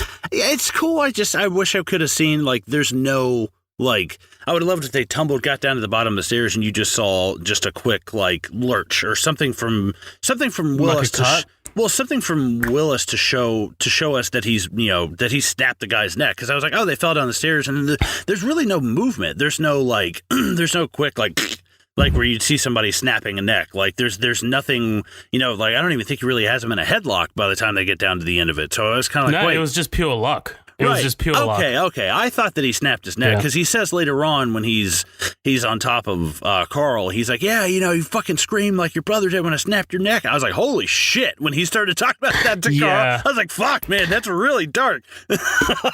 Yeah, I think he just says that just to like taunt Carl, but yeah, really, like, it was just pure dumb luck, man. Like they both tumble down that fucking thing, and like there's no way that someone doesn't fucking break their neck or something in that situation, because movies do this all the time where they tumble down stairs. And dude, like, do you know how fucking disabled you would be if you tumble down metal stairs like that? Oh, dude, yeah, that would. Oh God, you look like a fucking pretzel by the time you reach the bottom step. So McClane loots him. Okay, so I have a little note here. Later, when Bill Clay, when he basically does that little kind of like song and dance. So here, there's a whole sort of thing that's been cut out. So Stephen D'Souza, the screenwriter of Die Hard, said that there was a massive thing where it was cut out. Basically, all of the terrorists had like synchronized Tag Heuer watches, and there was in this sequence where McClane is looting this guy. He picks up the watch. Well, he doesn't pick up the watch, but he notices it. He sees it, and like it's a thing. And that's basically how he knows that Hans is Bill Clay later, because there's not like one thing that like tips him off that it's not Bill Clay. Like there's not one sort of like he doesn't trust him, but there was always supposed to be that watch that kind of like tipped him off that like, oh shit, this guy's a terrorist. Sure, yeah. I mean, and I think that's great. I think that makes a lot of sense. I thought the thing that tipped McClane, not to jump ahead, but when he is, what is it, Bill Clay, and you see the Clay on the board, but then I think there's a different letter in front of it, like for the first name, and I think that's what tips that's what I took away from it. I could be wrong. Yeah, so the board says, like, the initials are W something Clay. So, I mean, W could stand for William, which is Bill, right? Yeah, So, yeah, I guess so. I think the board kind of works in a way to, I think it works for Hans. And it, like, pretty much, like, lulls the audience into, like, thinking, holy shit, like, maybe he might be able to get away with this. But really, it's just, you know, it's McClane being a smart fucking fucker and like not trusting anyone in this building. Right, yeah. But we'll get to that later, man. But yeah, anyway, McClane loots him. He goes out the fucking elevator. I was gonna say lift because I know that's what I'm familiar with. So this is gonna be very tough. This is like when we were doing Super 8 and you started calling utility truck a Ute. I was like, what the fuck are you talking about? Like, I called it a yurt, okay, which is what we fucking call it. No, and relax. There's another thing. When you say McClane's vest, are you talking about that white shirt that he has on, the undershirt? The singlet, yeah. That's not a vest. What do you call it? A vest is like, I mean, it's sleeveless, but it buttons up in the middle, and it goes from, for fuck's sake, it's a vest, it's a singlet, whatever. It's like a white undershirt. I was like, what does he keep saying vest? Is he in like a gay cowboy porno? Like, why does he keep saying vest? What do you work at a fucking fashion retail store? Hey, let's try out your vest. No, I'm sorry, I'm a fucking American. I speak English. No, I'm just kidding. That'd be terrible. I love Hans here, so he won't be joining us for the rest of his life. Yeah, that's great. Like this, it's not where you think that line's going, you know. Yeah. Basically, he's trying to get the crowd to cooperate, right? Like, you know, have no illusions. We're in charge, and this is where you get the reveal of the elevator. Ho ho. Oh wait, no, fuck! I fucked that up. Now I have a machine gun. Ho ho ho. It's like Rickman's delivery here is amazing. It's fantastic. Yeah, this is the first realization that, like, holy shit, we're being fucked with. There's someone here. I love that he's like, you know, it's not a security guard. The usually tired old policeman. This is something else. And he's listening to, like, McClane's listening to all of it. He's basically like right on top of the elevator. He's listening to all of it. And I love how, like, intuitive McClane is, man. Like, he's writing down their fucking names on his hand. Yes. Like, that's awesome. Fucking awesome. It's so clever. Like, this is one of those like little touches in the script that, like, just put it above another standard action movie that might be doing this. But yeah, tell Carl his brother's dead. Hey, do you want to be doing that, Colin? Do you want to be letting Carl know that his brother's dead? God, no. This guy in another life was like the bad guy from Highlander. Like, I can't remember the fucking character from Highlander to save my life. But no, dude, this guy in another life was the fucking Rancor. This thing will chew you to pieces. Dude, one thing that's really funny is one of the Germans, I don't know if he's dead right off the bat. He's got long blonde hair and he's got it pulled back in a ponytail, but he's got a bit of a widow's peak as well. I don't know if they ever even give his character a name. I can't remember. But that guy is in Ghostbusters 2. He's the Vigo the Carpathian in the painting. He's in this movie. Oh my god! No Right. way! Are you serious? Holy shit! I lost my mind. I'm like 99% sure because he's also in the Mouth of Madness. So I'm like, oh, fucking cool. Like I don't know that. Yeah, fuck you. It's like I've seen that guy in so much stuff, and apparently he's a fucking douchebag in real life, like a genuinely violent and terrible person from everything that I've read. He used to be a boxer, but I mean, read for yourself, but everything that I've read was like, holy shit, this guy's kind of terrifying. Yeah, Wilhelm von Homburg, that's his name. Yeah, but he's fucking terrifying. That's a name. Yeah, hell yeah, dude. That's a fucking name, all right. I love Holly's sort of reaction, like knowing that John's alive. She basically sees like Carl like flipping his shit, and Ellis is like cops, and she's like John. It's good, man. Like there's another one later where it's like only John can make someone that fucking pissed off. Yeah, I laughed out loud. I was like, that's a great line. That really is. It's good. totally. But already you kind of see Ellis start being the sort of Judas. Like, he's like, oh, he can fuck this shit up. Yeah. Like, you know what I mean? I get it. Like, I'm fine with the character. No, don't defend him. Don't defend him. No. Like, I'm fine with the character the way that it's written. I do wish he wouldn't be so over the top in it because it's so blatant. You know, he's like, oh no, show him the Rolex. Don't be a bear. Show him the Rolex. You know, and he's doing coke and he's making an ass out of himself. I'm like, you could tone this guy down just a little bit. So like when he betrays these people, it actually might have a little bit more of an effect on me, but. I just didn't. I mean, I felt like you could feel it coming a mile away. I was like, yeah, this guy's going to be a piece of shit and fuck something up. Like, you could tell he's going to, like, you know, defect or try to get a gun from somebody or try to be a hero or do something stupid. And I just think that would have had a little bit more of an impact on me if he wasn't such a fucking douche nozzle, like, from the get-go of this, you know? Immediately unlikable. Right. So over the top, like, unlikable. But it's actually fucking funny, you know, because he's just like, hey, yeah. It is hilarious. Yeah. It is hilarious. It's fucking beautiful. John goes up to the roof, calls in a mayday with the radio. You know, there are terrorists have seized Nakatomi Plaza and are holding at least 30 people hostage. This fucking police dispatcher is a fucking idiot. Oh, dude, I can't, like... I get it. You probably do get some crank calls and some shit that, like, gets on your nerves. And, you know, it's a new building. There's construction. You know, there might be something going on. You know, some lines got crossed. I get it, you know, but, like, what does he say? She's like, sir, this line is only open for emergency services. No shit, you fucking bitch. Shit, lady. I'm not trying to order Do I sound like I'm ordering a pizza? One of the fucking greatest lines in the movie, dude. Yes, just absolutely top notch, and but also it's you know it's humorous, and at the same time it really is. It really is like forthcoming of the intensity of the thing. He's like, dude, you're the first person I've talked to outside this building. Like, I need your fucking help. You know, he's kind of like a guy stuck on a desert island trying to signal people out there. Like, dude, come over here and fucking help me. Like, I love that shit, man. It's great. Yeah. Meanwhile, Carl takes two other Germans up to the roof. Carl loads up with that big as it's called an AUG. I'm not sure if you played Black Ops 2. Oh, did I fucking play Black Ops 2? Get out of here. It might have been in 1. But yeah, it's that fucking weird shaped gun. Apparently it's like super inaccurate. I remember Josh talking about it in the LSG's podcast. Like, it's like super shitty. But yeah, it's just like a cool looking sort of like futuristic gun. But yeah, no one kills him but me. Come on, Carl. So 80s. Come on. Yeah.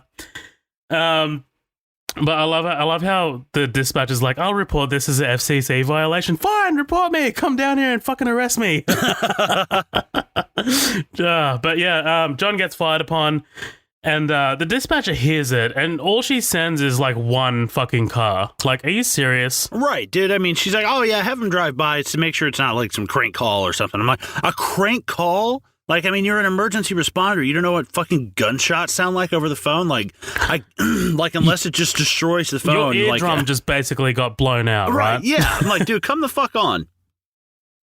Yeah. And then we meet Pal, man. We meet fucking Pal. I love his intro, actually. Like, there's immediately we get his kind of like backstory.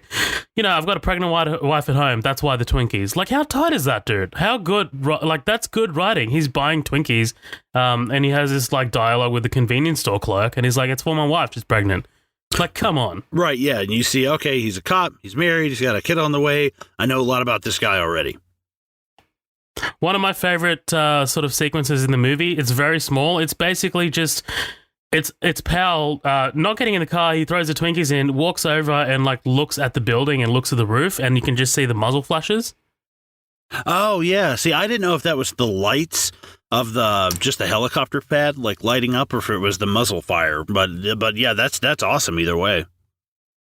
Yeah, it's good, man, because, like, obviously this cop would be able to see that tower. Like, that thing's huge. And if he's that close to it and he's going to be the first responder, then just might as well fucking take a look, you know? But yeah, McClane basically gets cornered. You know, he goes through this shaft, like this fan, and he gets away from Carl and his goons. Yeah, that's the end of that. Like like the shootouts are cool, but that's all they are. They all kind of like they are shootouts. Like unless you've got like little other things, then I'm not really totally sort of invested or interested. Like the shoot the glass moment, like that's fucking cool because there's a new element. Whereas if it's like an actual shootout of like guns going back and forth, then I'm a little slightly less interested. What about you? What do you think? I thought it was cool. I love the shot when McClane first comes up those steps and we see the whole city like in front of him. I was like, wow, that's beautiful. Like it's a beautiful shot when you see it. It looks so good. But I mean, the gunplay's cool. I like it. You know, if if giving birth was like shooting a machine gun hip like from the hip with no accuracy, there would be babies all over this movie. Like fucking just so much. Like at one point it was so bad I just expected them to be doing like trick shots, like one shooting like behind his head, another one's got like his leg up, like shooting underneath his leg. Yeah, no scope. Quick and scope. Shit. Just just silly stuff. Except for, I mean, maybe Carl does kind of put, he's got the shoulder lock, he's got the he's got the butt of it up against his shoulder, he's got the hand on that grip. I'm like, okay, cool, like that's at least. But just the MP5 just blasting at like hip fire, hip level like range. I'm like, dude, I mean, worse you're gonna shoot him in the knees, but he can still fucking kill you, dude. Like, I mean, aim higher, come on, hit something vital. I was thinking when we were like earlier when we were talking about the Heat team versus the Die Hard team. I mean, the Heat team do fucking like aim down the sights and shit like that. Right, whereas this is very much an 80s thing of them like doing the hip fire shit. But yeah, dude, the shot, like the sequence of McClane going down that elevator shaft and he puts the MP5 across the thing so he can like rappel down. Ooh. Awesome. By the way, the stuntman actually apparently did miss that first elevator, sort of that vent shaft. Oh wow! And like he actually kind of like, that was not scripted. Damn, that's fucking cool, man. Yeah. But McClane gets into the vents. Come out to the coast. We'll get together. We'll have a few laughs. Oh, very iconic. So iconic. Very iconic. Yeah. I remember when this was on TV, man. Every time that they do a promotion, like an ad, like that would be in there for sure. Like, oh yeah, that's signature. Carl hears him in the vents. He basically just starts fucking spraying, but misses him like every 80s action movie, I guess. But hey, he's gonna get lucky, right? And Carl, very tension filled, man. This moment, basically, Carl's like pushing the barrel up against the vent, and McClane's getting ready to fucking ventilate him himself. He's like, if this guy pushes this, I'm gonna fucking blow him away. But Carl gets saved by the bell. They get called away. And basically, Powell's pulled up. This is Powell like doing his little check, and this is one of my favorite sequences in the entire movie. It's not as bombastic as like later with the SWAT van getting blown up or anything like that. But I love this. I love this calm before the storm moment for Powell. Powell's like, I see a guard inside. I'm going to go in and ask some questions. Carl goes in. He talks to this guy who puts on an accent. He talks to Huey Lewis. Huey Lewis is watching the football. He's watching the footy, and he's like, I put a bet on with this team. He's doing this like really, really obvious accent. Yeah. And Powell's like, I'm gonna go and investigate. Walks outside, everything's fine. Calls. While that's actually happening, McClane gets in a gunfight with this guy. No more table. What a fucking idiot, dude! Like that whole scene is hilarious to me because McClane lets him go on for so long. I'm like, dude, if you just turned and fired like a couple shots, like you can see where the bullets are coming from. You figure out where he's at, dude. Like, come on. Yeah. But man, this guy gets fucking wasted. Oh yeah, punch the whole clip into him. I'm like, hey, I want to hold on to your bullets, man. By the way, apparently Bruce Willis got permanent hearing damage from this, hearing loss. Like this was super loud. No, I'm just kidding. Oh, poor Bruce. No, I'm just being like such an asshole. Yeah, apparently the blanks they were using for this movie were like really loud, really loud. Like the sound of the gunshots are actually pretty damn fucking good. Like during this era, like action movies would have this sort of like gun sounds where it just sounds like explosions, whereas these actually sound like weapons. Right. Well, that he's got when he's firing at the dude, he has the gun like literally right in front of his face. Like it's. I mean, it's and it couldn't be any closer unless it was just right next to your ear. You know. It's really tied up, yeah. Pal walks outside. This is one of my favorite moments, and I'll tell you why. So Pal walks outside. The body lands on the windshield. Now, goddammit, now! My favorite moment, dude, just the relentless fucking M60 gunfire. Like, it's holy shit, we need to get rid of this guy immediately. Just the panic fire from the Germans, man. I fucking love it. I love this shot. Basically, it's like really, really quick shot of like the iron sights through the M60, like just shooting away. Yeah. Oh, it's cool. It's cool, man. And then you get probably one of the most iconic lines in the entire movie. Welcome to the party, pal. Dude, my personal favorite part of this, I don't want to like cut you off if you were leading into this, but with Argyle, when they cut to Argyle and he's in the car and he's just like got his shades on and like dancing and stuff. I was like, dude, that is... He's on the phone? Yeah, like that is so fucking funny, man. That part had me cracking up. Like I literally laughed out loud. I was like, that feels like such a like Edgar Wright, like Shaun of the Dead humor, like kind of thing. I thought that was so fucking funny. Like while all this serious shit is going on, there's this person just totally oblivious to like all of it. I was like, that is so fucking funny. It's hilarious, man. It's good comedic humor. Like it's good like humor. Like it's a good like much needed sort of humorous moment. Like I love it. And it's like it's not even like a cracking of a joke. It's just visual. It's all visual. Right, yeah. But yeah, man, Pal backs his car all the way up. They're turning my car into Swiss cheese. Policeman under fire in Nakatomi Plaza. Oh man. Yeah, we meet this fucking shitty reporter, Thornburg. Thornburg is also from Ghostbusters. Yeah, he's from the fucking, he's Walter Peck. Peck. Is this true? Yes. This man has no dick.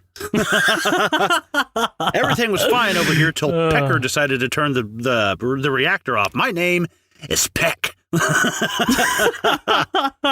And dude, like it's like the guy just can't seem to catch a break. This actor, like he's like just it's like typecasted into shitty characters, right? Right, yeah, and he's there's a fucking great movie that nobody I know hardly anybody's ever seen this movie. It's called Hoodlum. Came out back in the early 90s. It's got Lawrence Fishburne as Bumpy Johnson, who controls New York. Basically, have you ever seen American Gangster? Yeah, of course. I've heard of Bumpy. Yeah. It's the movie about that guy. That's all it is. You could watch Hoodlum. You could watch Hoodlum and American Gangster back to back, which I suggest you do. I did it once. Hoodlum is fucking awesome, dude. Like Lawrence Fishburne, Tim Roth, Chi McBride. It's got a shit ton of like really, really great actors in it. Either way, dude, I love me some Tim Roth. Yeah, dude, he's it's a great movie. But I can't remember how we got onto this actually. Now all I'm doing is thinking about Hoodlum. Dude, you know who Hoodlum's directed by? Who? Bill Duke, the guy from Commando. Fuck you, asshole. Oh, wow. That's crazy. It's a great movie, man. It's really good. Yeah, crazy. I don't know how we got onto that either. I don't know. We just kind of ran with it, but whatever. Fuck it. But yeah, basically the cops rock up to Nakatomi Plaza in fucking droves, and Ellis, I never thought I'd be glad to hear that sound. Okay, so what do you say we take a break around here, Colin? Oh, that sounds good to me, man. Fucking awesome, guys. We will be right back with more Die Hard. Don't go anywhere.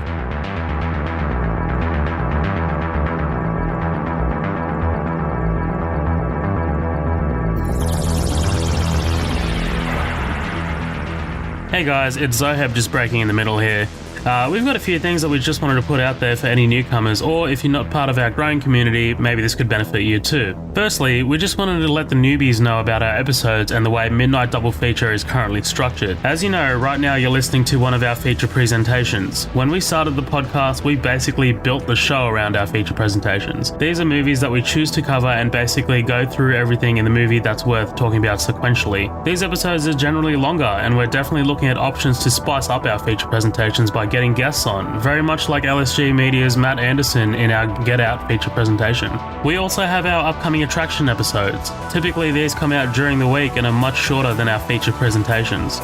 These are hosted by Matt Vella and basically consist of a conversation between Matt and I about any movie news that's worth talking about, quick reviews of movies that are currently out in the cinemas, and other hijinks. Finally, we have our special features. These are usually one-off special episodes that are mostly experimental and don't really have any specific definition. They could be a sit-down with a cast or crew member, a conversation between the hosts, or just a straight-up different thing that might not even relate to film. Before I let you get back to the episode, I just wanted to thank our listeners and supporters. We definitely couldn't have done any of this without your guys' constant support. If, for some reason, you're not a part of our growing community, head to our socials. We've got 2 pages on Facebook, Midnight Double Feature, which is our main page and has our formal announcements, and we also have the After Party, which is where we post memes, news, and teasers of what's next to come on Midnight Double Feature. We're also on Instagram, which is at Midnight Double Feature, and Twitter, which is at MDF Pod. Thanks again for listening, guys. Back to the show.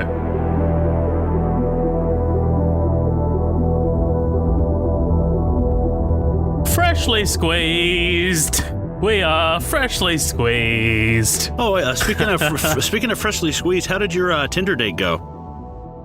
Ah, fucking, it went great. Oh boy. So, back to the movie. Weren't expecting that, were you, fucker? Ah, you piece of shit. I was like, why hasn't he asked me off air yet? Oh, I was just waiting, dude, just waiting. I was like, nope, not yet.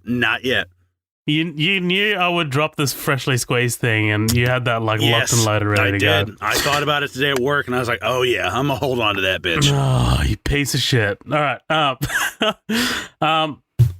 Okay, so Hans is I mean, like, you know, they're all reacting to the cops arriving. Hans is like, you know, this is a matter of inconvenient timing, you know, police action was inevitable.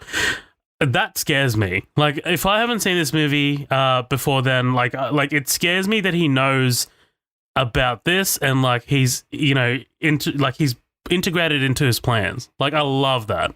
Right, yeah. Like, that is such a sign of a cool villain to me. Right, yeah, that's kind of what I was talking about earlier. I was like, dude, you know, they're proficient. Like, they know what's going to happen. They know the playbook. So it's easy for them to just get in there and kind of, once you know what the obstacles are going to be, like, oh, hey, this is going to be a ring of fire. Okay, I'll bring some, you know, I'll cast Ice Spell or whatever. Like, when you're playing these games, like, the thing to counter that, these guys are always ready for that. That's just, that's the difference between, like I said, that guy robbing the convenience store, fucking pointing a gun in your face and screaming, or these dudes who are, like, cool and calm and collective, you know? Yeah. We get our first communication between Hans and McClane. Sorry, Hans. Maybe like he talks about you know, Wax Tony and Marco and his friend here. I figured you and Carl and Franco might be lonely, so I wanted to give you a call. Dude, that would be such a pants shitting moment for me. Be like, okay, who is this guy? He's just killed what, 2 of us, and he knows like all of our fucking names. What is it? Well, it might be 3 of them now. I think doesn't he kill 3 of them? 3. Yeah, 3. So it's like, holy shit. Like, that's like, what is this? This would be, you know, for like I said, people who are so calculated and, you know, knowing what the risks are, knowing what, you know, what could, you know, kind of undermine what they're doing. This is not something they expected at all. Like, that's fucking awesome. I love that. He's kind of like the Predator. Like, he's just like stalking them and like hunting them down one by one. Yeah, for sure. Yeah, it's like Rambo in First Blood, just picking those fucking dudes off. Yeah. Yeah, I assume you're a mysterious party crasher, and like, you know, he's like, you're most troublesome for a security guard. Wrong answer, Hans. I love it. But I love this kind of like, even though they only meet twice in the entire movie. I love this kind of like back and forth between them two. Like, I love McClane's kind of like childishness and immaturity, and you've got that kind of juxtaposed against Hans's sort of like professionalism. It's great. Yeah, right. It's like the class clown versus the teacher, you know? Yes. McClane finds the C4 and he's like, whoa. Basically, Hans gets everyone to disperse, you know, find out who shot Marco, see if he's lying. And yeah, this again, man, like, it creates like a little bit of a little bit more dialogue between Hans and McClane, and they're walking around. You get a cut back between you get a cut back to Thornburg, and he's fucking he wants a what is it, a security, like a van. He wants to go like track this down. I love this fucking this anchor, like how much of a dumbass he is. Eat it, Harvey. And like his face. Yeah, dude, this guy is just like permanently always an ass. That's how we got onto Hoodlum. This motherfucker's in Hoodlum. Thank you, God. That's what happened. Oh, now okay. I know what brings us. That was going to bother me, man. It's like something stuck in my fucking teeth. That was going to bother me so bad. But yeah, like this guy is always going to be that type of like party crasher. Like, oh God, this dude is like the thorn in your side when you're doing something, you know? You mean the Thornburg in your side?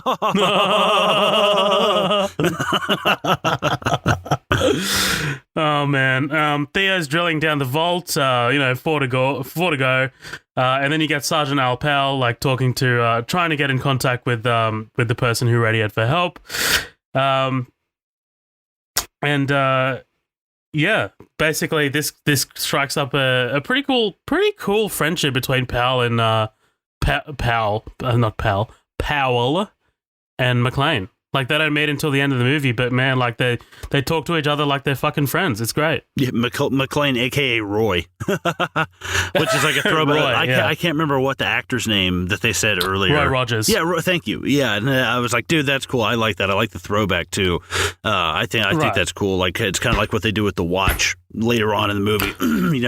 They talk about it earlier on. They bring something back. That's cool. I like that. It brings this feeling of like I don't know. It feels like it just brings a lot of things together. It feels very complete. I like that. No, it totally does, and I can't believe I went past that scene. Like he talks about like I've always been more partial to Roy Rogers. Actually, yippee-ki-yay, motherfucker. Which is obviously the line, right? Like when you think Die Hard, like that's the catchphrase. But yeah, McClane basically lays down what's going on to Powell, and tells him how many are down, how many there might be. Powell says LA's finest are on him, so light him if you got him. And McClane's like way ahead of you as he fucking smokes a cigarette. Yeah, dude, what do you think about the captain? Weakest part of the movie for me, at least. Oh, are you talking about the fucking principal from Breakfast Club? Yes. Yes. I just wanted him to turn so bad and just be like, I just wanted to turn to him so bad and be like, John McClane be like, hey, fuck you, buddy. He's like, hey, you mess with the bull, you get the horns, young man. Like, I wanted him to say it so bad. Because this is another one of those guys who's like, he's in Trading Places as well, and he's like a bad guy in that. Like, he's a dick. Yeah, he's one of them. the He's a typecast into a dick. Right, yeah. Exactly. And that's the kind of like, that's just like we were talking about with Walter Pecker Thornbearer over there. And the same thing really with Alan Rickman. Alan Rickman was afraid that this was going to typecast him, and it totally did. But at the same time, he's like, I think like I put Alan Rickman like neck and neck with like Gary Oldman. Like honestly, like I like those two guys are like such great British actors, and they have such depth and like such because he can do something like Galaxy Quest, and then he could do something like fucking Die Hard or Harry Potter. So he's kind of all over the place. Dogma, yeah. Like he's kind of all over the place, and I think it's great. Yeah, I love how perceptive Powell is as well. Like he's trying to get this captain to like understand that McClane is not a bad guy, right? Like he's like I think he's a cop. He talked about spotting fake ID. Jesus Christ, Powell, he could be a fucking bartender for all we know. This guy's an asshole. But I think like he's a bit too goofy sometimes. This captain. Like he talks about like, oh, what about the guy that, fell out the window? Well, he just some stockbroker that fell out the window. But not really. Yeah. He can't be some fucking stockbroker if this is all going down. Like, come on. Right. I'm like, dude, come on. That was like, oh, okay. Yeah, that makes total sense in some other fucking universe. That's like, that is so dumb of a response. Right. Like there's just too many like coincidences for that to be a stockbroker who got depressed and like jumped out a window. Right. Like that's not, yeah. But I love Holly. I love that she's not just always like the damsel in distress. Like, this is a scene where basically she takes charge. What it did put you in charge? You did when you killed my boss. Yeah, good line. It's awesome, man. She's awesome. Like, she's got Bonnie Bedelia. Like, she's got like just such a great sort of screen presence here. You know, and this is a great scene for Hans as well. Like, he understands that I kind of got to take care of these hostages a little bit. Like, I'm not going to be this villain who's just going to let them shit themselves, and, you know, this pregnant woman can just sit wherever the fuck she wants. You know, I'm going to get her a couch, and I'm going to make these guys go to the toilet. Like, he's understanding. I like that about Hans. Right, yeah, he's not a total monster, you know, and he's like, cool, just keep these people passive until, you know, because what his plan is really just to take them to the roof and blow them all up, right? Yeah. Right, so he's like, cool, just keep them docile till then, you know, and that'll be the end of it. Yeah, absolutely. But it's very important, you know, he looks back at the photos. Obviously, the one that the main one is like face down, but you know, Mr. Takagi chose his people well. Mrs. Gennaro, not McLean. Miss Gennaro. Oh yeah, geez. Well, how the fuck did I fuck that up? Well, no, like he calls her. I think it's Mrs. Gennaro, and then she corrects him. She's like, "No, it's Miss Gennaro or something." Miss I was Gennaro. like, "I like that. That's cool." Yeah. Thornburg sets himself up in front of Nakatomi Plaza like the asshole he is. And but this is the scene where fuck, what's his name? Fucking Argyle finds out there's a hostage situation.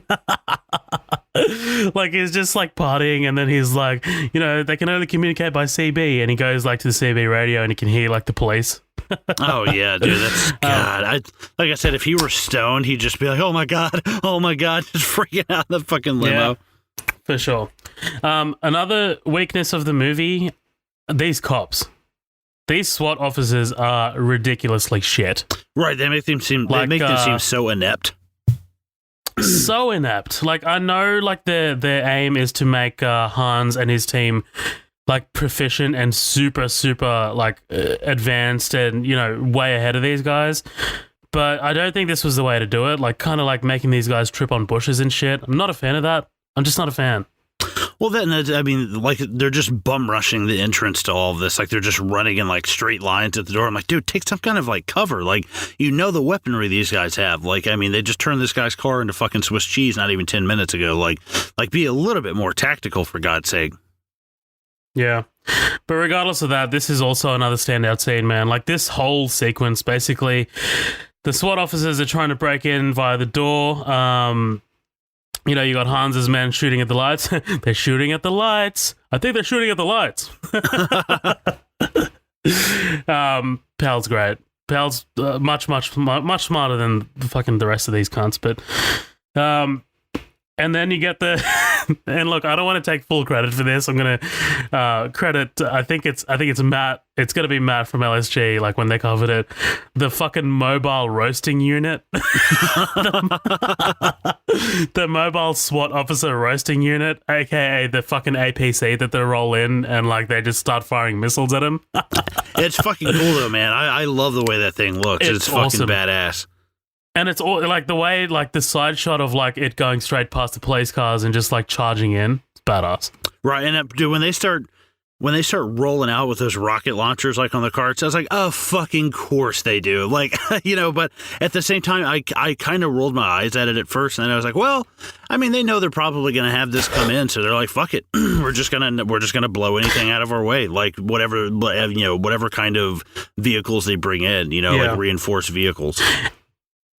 And the movie did set it up earlier. Like, you did, I think it was, I can't remember who saw it, but like basically like they were carrying them around in carts, and you do see like the container. It said like something about like rockets or Stinger rockets or some shit.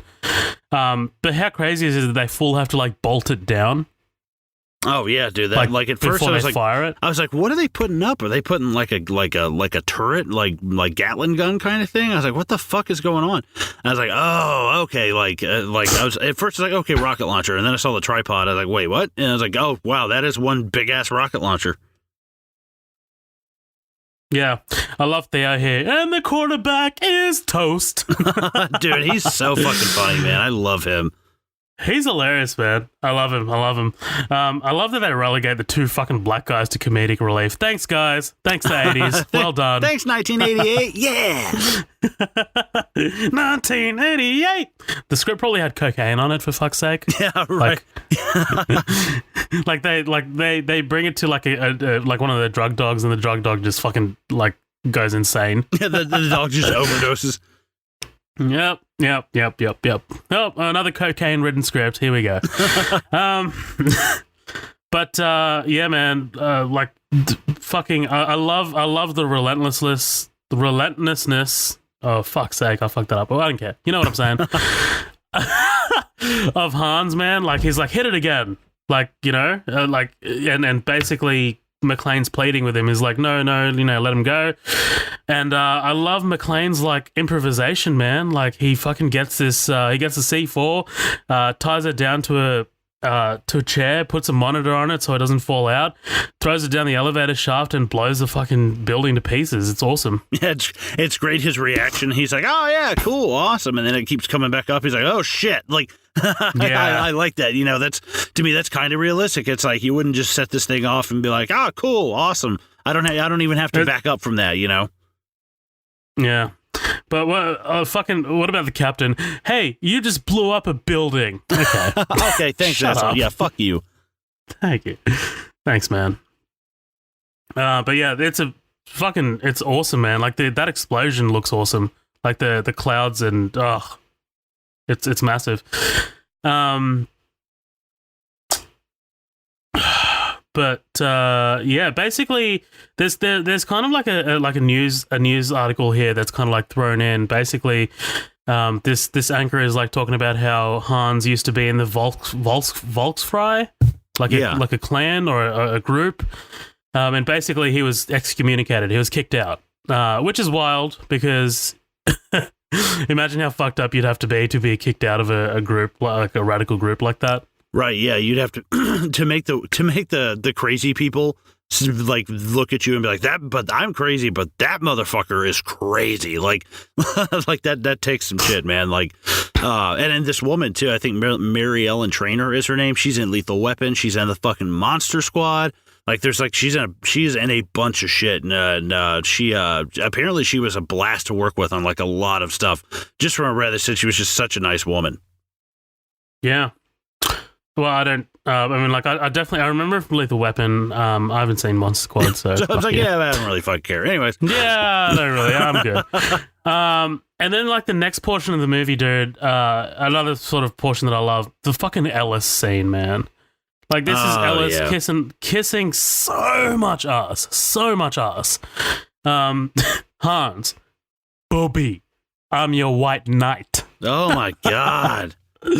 Oh, he's such a sniveling piece of shit. But I love Hans. I love how he kind of like goes along with it.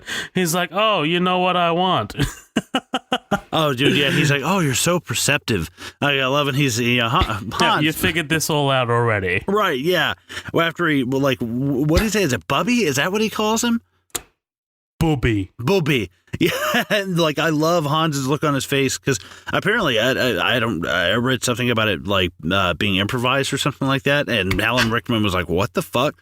Like when he said it, but I think it's so funny because he's like, "Oh yes, you know exactly what I need." Like he just plays it. And this guy is such a fucking dick face, man. He has like no idea. He has absolutely no idea when someone's being that sarcastic, point blank to his face. Like what a fucking cockwart, dude. What a moron.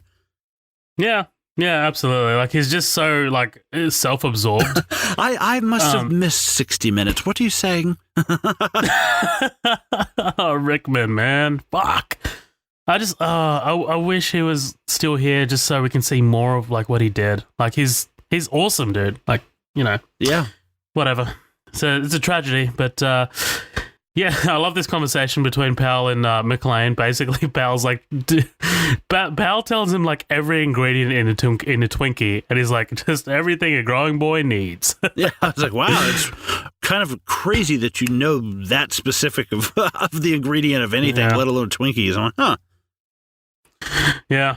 But it gets interrupted by Hans. Touching, cowboy. Touching. Or shall I call you Mr. McClane? Mr. Officer John McClane. Imagine the pants-shitting moment of John, like, right there. Yeah. Like, holy shit. Oh, man. I mean, I guess it's not anything crazy to have this cover, like, blown. I guess it's not, oh, okay, cool, wow, you know my name, awesome. It does get them closer to his wife, which I guess he's worried about. But at the same time, you know, if you were to take her out of the equation, it would just be like, okay, cool, whatever, you know my fucking name. Like, who gives a shit, you know? And, but I will say, good on, because Ellis, at first I thought Ellis was going to be like, oh, yeah, that's his wife, just take her and let the rest of us go. Like, I was like, oh, Yeah. God, he's going to do some slimy shit. But I was like, at least he didn't go to that level. I was like, okay, maybe I'm a little harsh on him. Maybe he wasn't smart enough. Yeah, right. He's like, oh, wait, yeah. Oh, fuck, that's her husband. Yeah, take her. Burn her. She's a witch. I love McLean here. Sister Teresa called me Mr. McLean in 3rd grade. My friends call me John. You're neither, shithead. That's good. It's great, man. It's good. But yeah, this conversation between Ellis and McLean, man, McLean is so, like, he knows what a shithead Ellis is, but he's still so really, really trying to convince him that Hans isn't the person that Ellis thinks he is. Like, Ellis, you don't know how dangerous this person is. Like, you're walking into the spider's web, man. Like, you're already fucking trapped. You're gone. Like, get the fuck out.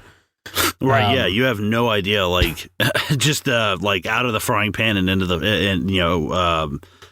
like, out of the frying pan and into the fryer. It's like, dude, like, you were in a bad situation, and just even trying to weasel your way out of it just made it, I mean, infinitely worse. Like, what a fucking shithead.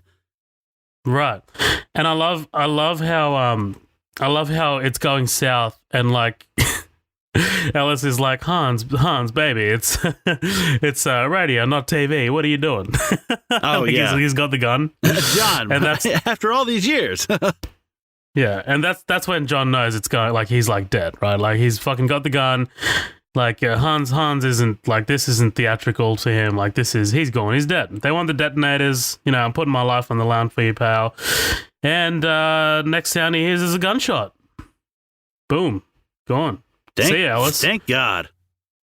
You reckon if, like, he shot him, like, it's not blood that comes out, it's just cocaine? Yeah, they shoot him in the head and a bunch of cocaine starts coming out. He's like, oh, well, I'm fine, actually. That's kind of weird. Like, do you remember, I can't remember if it's Scary Movie 1 or 2, but do you remember when Shorty gets shot and he, like, smokes the weed out of him? No, I don't remember that one. Oh, I can't remember, like, because he smokes, like, weed in those 2 entire movies, and, like, he gets shot or something, and, like, he, like, leans down and, like, starts smoking his bullet wound. That's what this reminds me of a little bit. Like, that'll be hilarious, but whatever. Silly. But yeah, I love Rickman immediately going out to the crowd and, like, you know, holding up the walkie-talkie to the screaming crowd, and he's like, "Do you hear that? Talk to me. Where are my detonators?" Like, the detonators are a big part of his plan. Like, he needs to make sure that everyone thinks that they're dead.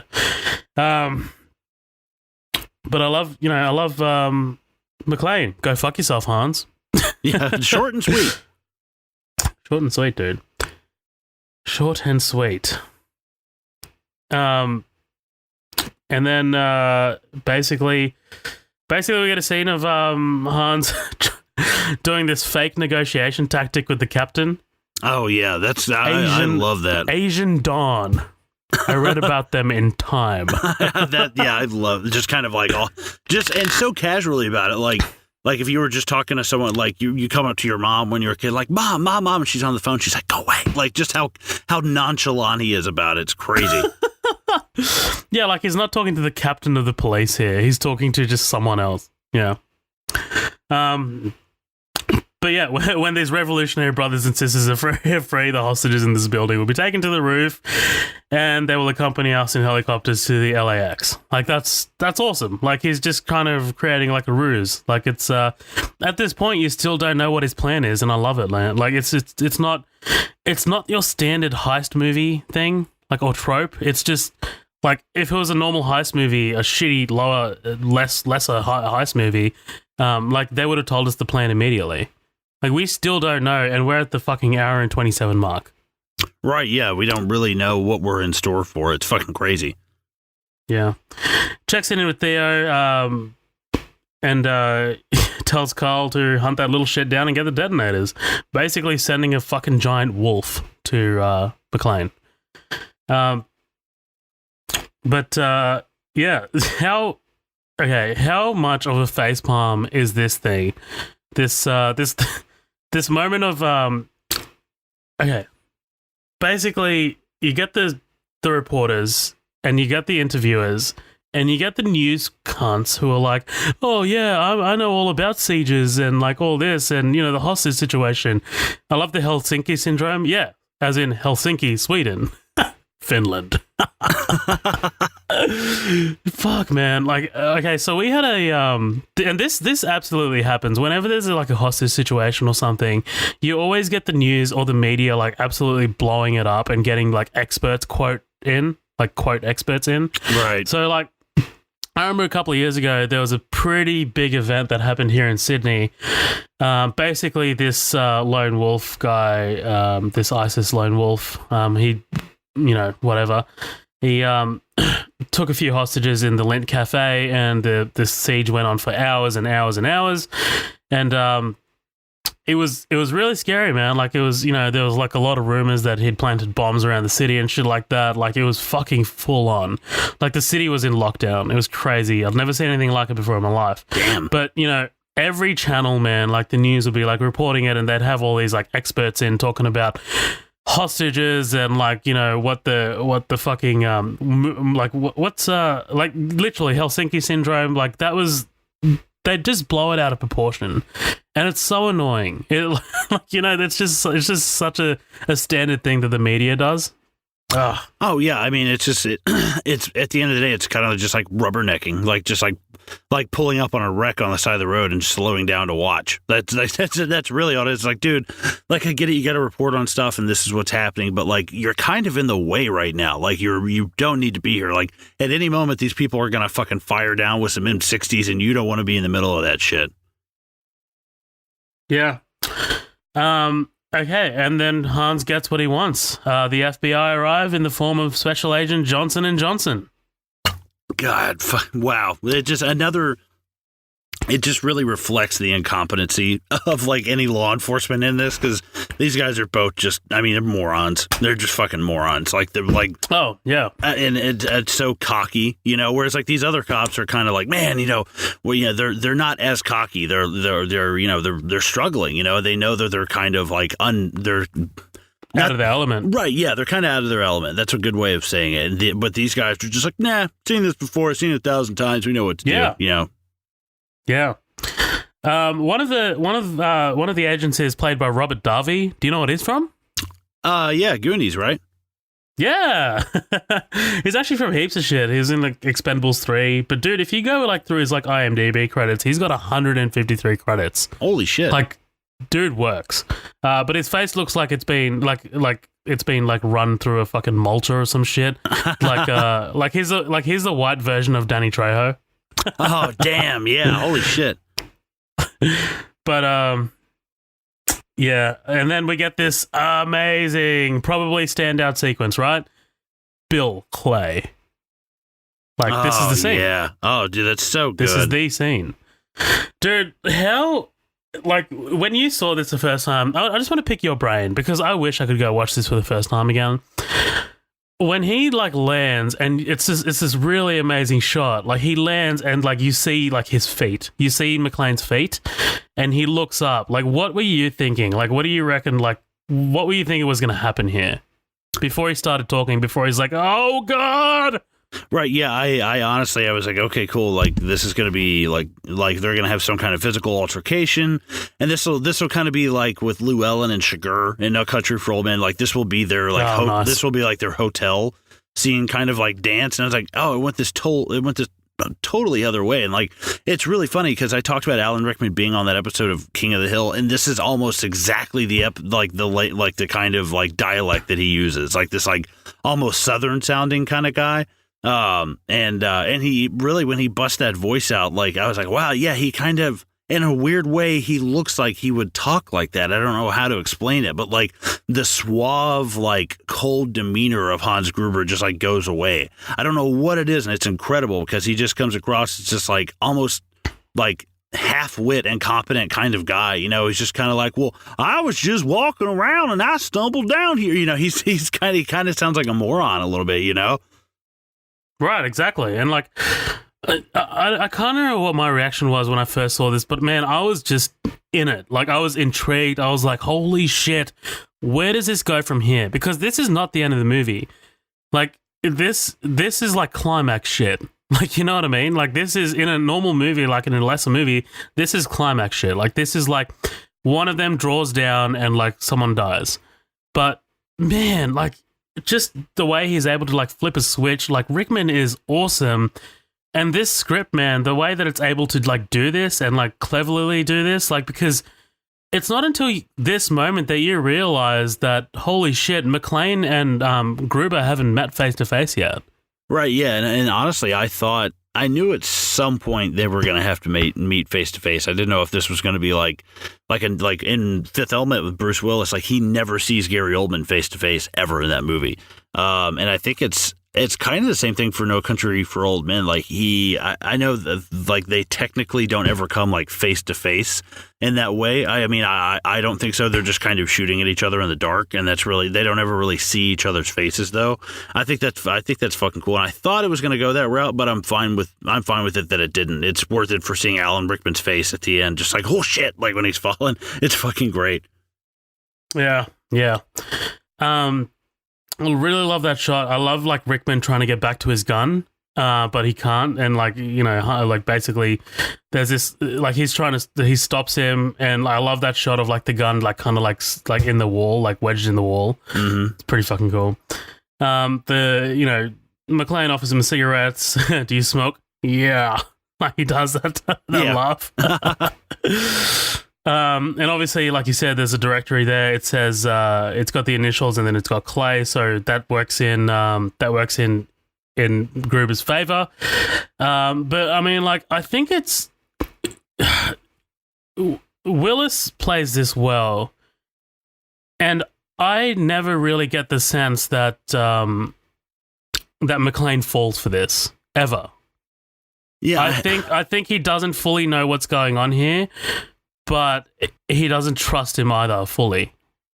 Right. Well, I think that for one thing, McClane's like, dude, if anybody's going to be shooting at anybody here and doing it effectively, it's probably going to be me anyway. So like, what do I have to lose if this guy is who he says he is and fires the gun and there's nothing in it? Like, it's not going to be like that big of a deal because I'm probably going to be capping him anyways. You know, so I think it's a risk and it pays off. You know. Yeah, man. As soon as you see the cigarette drop and he steps on it, you're like, oh, shit. Gruber calls for backup in German. You know, McClane turns around. They exchange a little bit of dialogue. And basically Gruber's like, oh, I'm going to count to 3. And then he just like immediately pulls the trigger. And it's empty. And but before anything happens, like before you know, McClane's able to raise his gun and shoot Gruber, like two of Gruber's henchmen walk in, and this is where you get the awesome shoot the glass sequence, right? Right, yeah.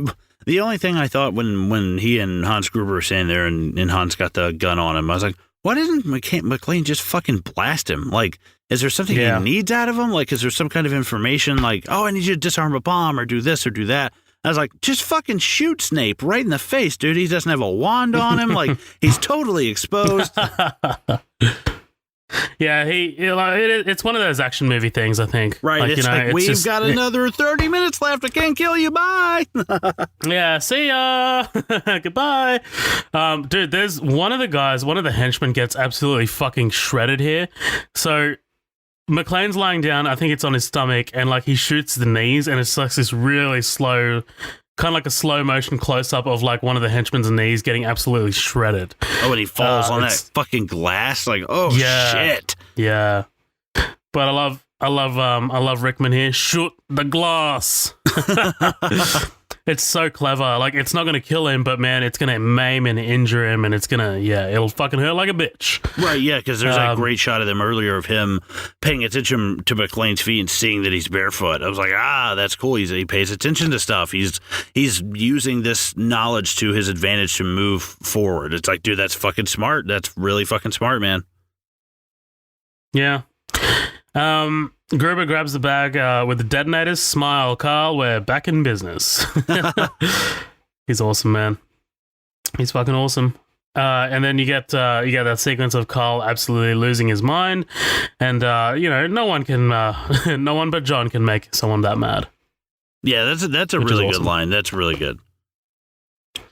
And then you get this always stuck with me. This sequence of John like dragging himself into the bathroom and the trail of blood that follows. Oh yeah, man, it's a lot coming out of his feet. Wild, man. Like, because like you don't get this in this era with the action heroes. You don't get damage. Like, you know what I mean? You don't get like damaged action heroes who physically suffer.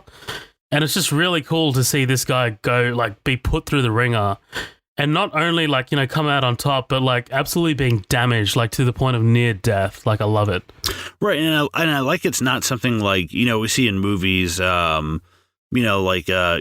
something like Roadhouse. You see Patrick Swayze and he gets stabbed at the beginning of that, and he goes to the doctor and gets sewn up, and it's kind of just like a small thing, but just him like not being able to like take care of the wound. It's his feet, like they're already dirty and disgusting, like, and your main like mode of transportation has been just sabotaged. Like, God, man, that's just like one thing, like, and only why I can relate to this is like when I first wake up in the morning, I have heel spurs. I don't know if you know what those are, but it's like a calcium deposit like on your heels. So when I get up, it's like my heels kind of like hurt when I first start walking. I couldn't imagine if it was like that all over your feet when you walked, because it's like, dude, that is agonizing, dude. I could not imagine how much that has to hurt, especially with how much blood he's losing. Holy shit. Dude, it's like you could slip on that blood pool. Like, it's crazy. Right, yeah. But yeah, this is a scene where we find out about Pal's accident, right? I had an accident with the way you drive. I'm not surprised. I had an accident. What, you shit your pants? No, I shot a kid. Oh, my bad. Oh, shit. But yeah, man, he shot a kid. It's pretty full on. What do you think about Pal's little arc? I like it. I think it's. We'll get to the part that I have a problem with, like toward way later towards the end. But other than that, I mean, I like it. I like him a lot as a character. I honestly, he's a lot more interesting to me than McClane is. Like, and I like McClane, but he's just kind of it's great because McClane is not this chiseled like action hero, kind of like what we're used to. But he still is. He's a tough guy. He's still in good shape. He's handsome. And then you take someone like Pal, who's like a beat cop and overweight and buying honey buns and Twinkies and stuff like that. Like, seeing that guy, try and kind of get back on his feet after something like that is more interesting to me to watch. Just because it's a lot more. It seems a lot more grounded. It seems a lot more real. And seeing a cop who's done that, like trying to get some sense of things again, like that's a lot more of an interesting story to me than a estranged wife, and her career, like, kind of thing. And especially because Pal is likable, right? Like, we didn't talk about Reginald VelJohnson. Like, he makes Pal really, really likable. Oh yeah, dude! Like, instantly, you're like, dude, this guy. I feel like I worked with this dude at some point. Just cool as shit. Right. Just very down to earth, nice guy. Yeah, absolutely. But then we find out, Hans is looking at the security guard. He's like, Theo's trying to figure out who the two guys in the suits are, and he's like, well, the circuits can't be cut automatically in response to a terrorist incident that has to be done manually. You ask for miracles, Theo, I give you the FBI. He's so devious. I love him. I love this plan. I love this reveal that, the time lock is not going to be cut by us, the thieves. It's going to be cut by the heroes, essentially. Right, yeah. And I love the guy in the sewer. He's in one of my favorite movies. It's The Burbs with Tom Hanks. It's got nice. Bruce Dern in it. It's fucking great. Have you ever seen it? I haven't seen it, but I've heard of it. Yeah, definitely. I heard it's great. Oh, it's so good. But this guy, he's also in, like Groundhog Day. He's in Blank Check. Like, he's in a shit ton of stuff, man. And I it's like Art something is his name. For the life of me, I can't remember his name. But he is so fucking funny in like all of the stuff that he's in. And as soon as I heard his voice, I was like, dude, I know who this guy is. I know his voice so well. Just one of those actors, yeah, for sure. But dude, shutting down an entire grid on Christmas Eve, fuck that. Especially LA.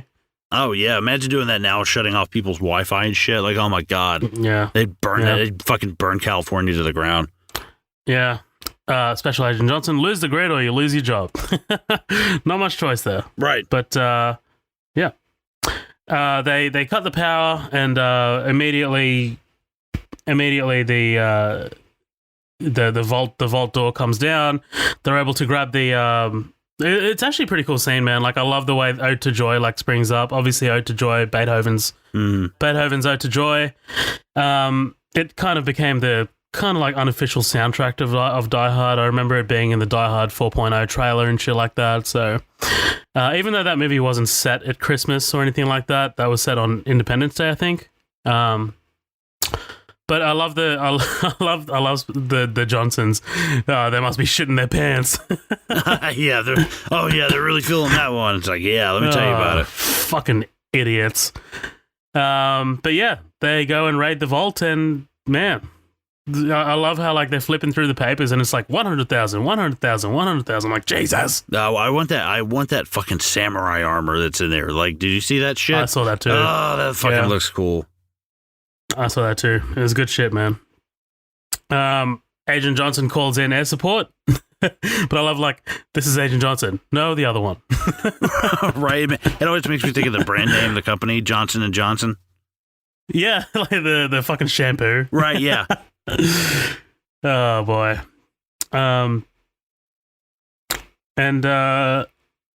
Yeah, basically things start getting things start moving really quick here. Really quick. Like, cuz like we are like steamrolling towards the climax, right? Right, yeah, and it only feels natural because like I think anymore, like maybe I think this drags on just a hair, but any more and this would really start to drag. Yeah. Yeah. McClane starts to suspect, like, what the fuck were you doing upstairs, Hans? And this is intercut with Thornburg going to the McClane house. How fucking shitty is this? Like, he tells the maid, you let me in right now, I call INS. Like, what? You piece of shit. I see nothing wrong. No, I'm just kidding. Yeah, at first... We're gonna build a wall. Yeah, it'd be the best wall ever. But yeah, when I was watching it, at first I just completely forgotten about this woman because it's been like an hour and 45 minutes since we last saw her. So I completely forgot about her. And it just like, as soon as it came back, I was like, oh, wait. Yeah. It just totally threw me through a loop. But dude, this guy, I mean, just perma scumbag for life, man. For sure, man. McClane goes up to the roof and finds all of the C4. Holy shit, this place is rigged to blow. He calls Al and he's like, Al, it's a double cross, but he gets a fucking muzzle to the cheek and it's fucking Carl. And then they have that little deathmatch / showdown. This is brutal. I like this. This is actually a really good fight. Like there's like a sequence where like Willis is like absolutely pounding on him, like wailing on him. And like the sound effects are awesome. Like it actually looks like he's kind of connecting. Overall, I'm not really a big fan of like the hand-to-hand fights in this movie, but this is the one that stands out for me. I don't think that that someone of Willis's frame can match up to this guy. This guy's massive. I don't know, man. Massive. Willis is kind of stocky, though. I mean, it's like I bet you he could fucking throw a punch, but just by reach and like and stuff alone, like this guy's got such an advantage on him. This guy's a monster, man. Like this guy's huge. But while they're fighting, dude, one of my most the most pan-shitting moment in the movie. Basically, they start to head to the roof, and Gruber looks at the well, no, he looks at Gennaro first, and he sees Gennaro looking at the TV, and it's fucking her daughter on fucking camera. And then Gruber looks down, and he's like, "Oh shit!" He pieces it together, picks up the frame, and it's like, "Oh shit!"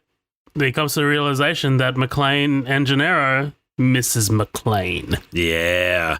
Fucking awesome. Just to backtrack like 2 seconds, I don't want to go past the scene where John is talking to Powell, and he's talking about Holly, and he's really emotional, and it's a good scene because it adds a lot more depth and brevity. It adds a lot more to McClane, where he's like, she heard me say I love you 1,000 times, but I never said that I was sorry. I was like, that's a good fucking line, man. Like, that's great. And I mean, especially in a movie like this, man. Like, I mean, this is it could be shallow, but right. It's not. It fits it tonally. Like it's like it fits it in a way where it's like it's realistic. It's like, tell her that I'm sorry and that I never listened to her and blah blah blah. And he starts to say all those things. He's like, you know what? Sum it up in one word. Sum it up in one or just one sentence and what this problem is, and just admit that you made some mistakes, and that just tell her eventually that you're sorry.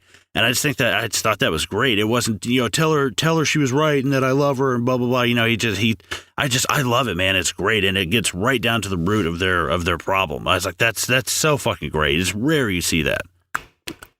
Absolutely, man. Hans takes Holly hostage. That's so hard to say. Hans takes Holly hostage. She's old, brother. She's sore. Yeah, pretty much, right? How much wood can a woodchuck, well, whatever the fuck it is. Han takes Holly hostage in Holland. Yeah, pretty much. And he tells everyone else to get to the roof.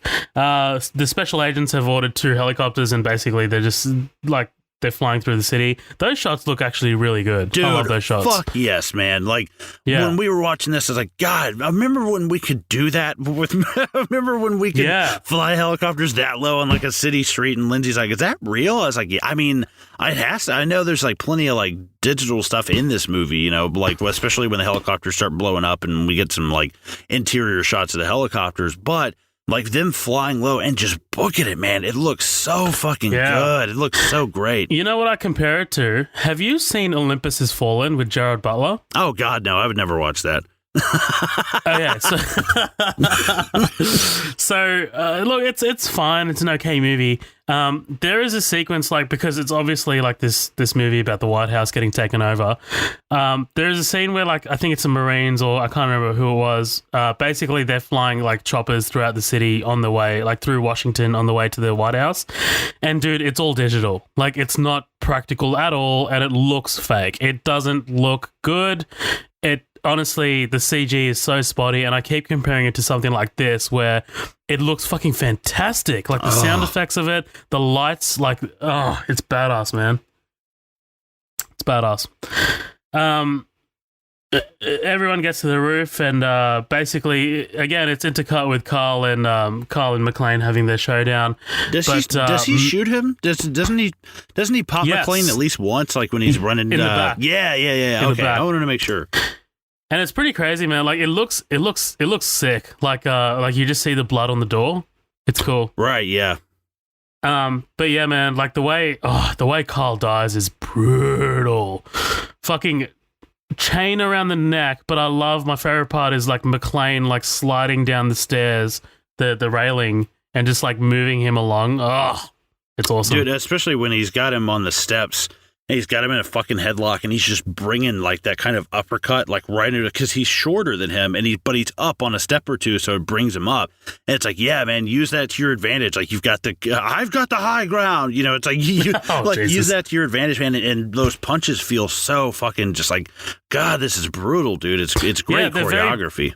They're very bassy. Like, the punches have a lot of bass to them. Right. I dig it. Yeah, absolutely. It sounds like Rocky when he's pounding those, like, raw slabs of beef. It's great.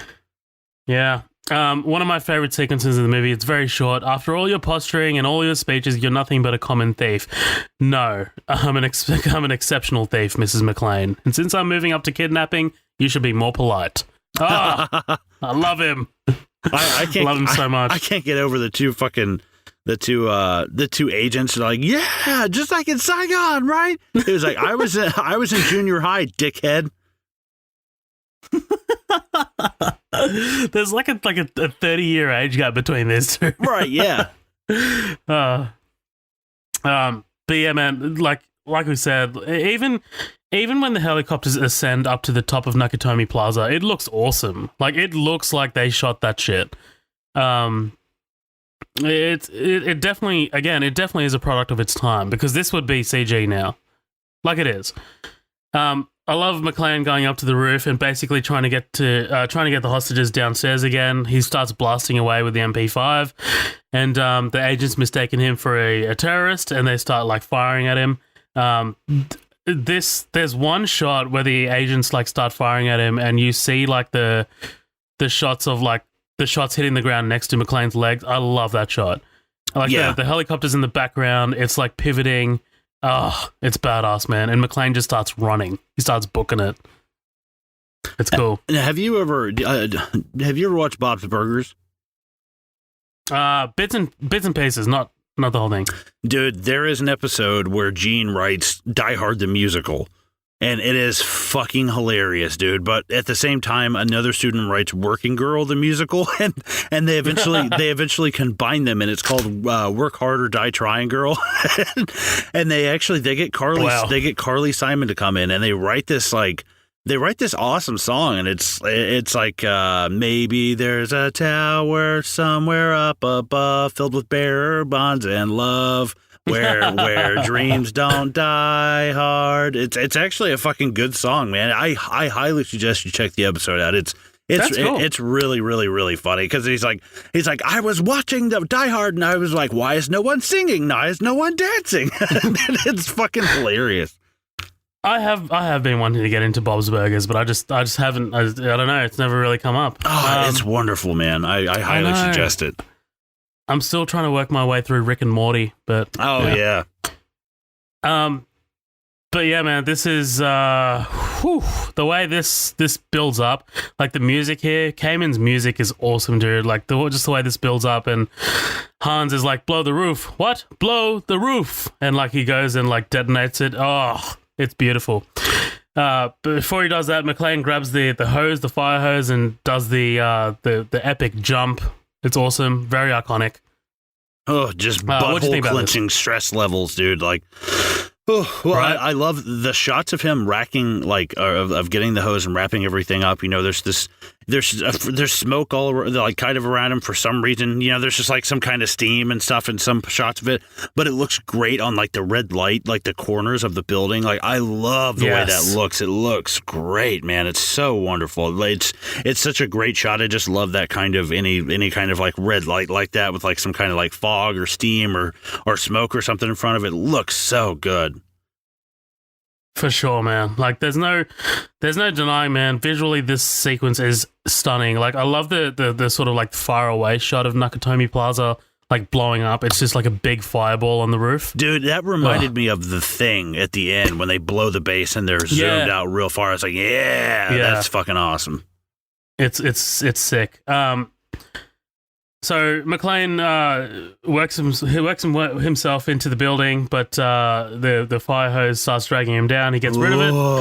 Oh, scary as fucking shit. Especially the shots that they have of it, man. It's great. It's just like, it's literally looking down at his feet, and it's like they just turn the camera 180, like right to his face, what the point of view would look like. It's like, oh, that is fucking terrifying, man. The look on his face as you see it go flying past him, like, this is one of my favorite parts of the movie, because it's realistic, dude. It's kind of like, yeah, you just strap this fucking heavy ass thing to you, and the roof blows. It's gonna go flying off. And you're gonna get rid of it, right? Yeah. I was like, God, that's fucking cool, man. I love that.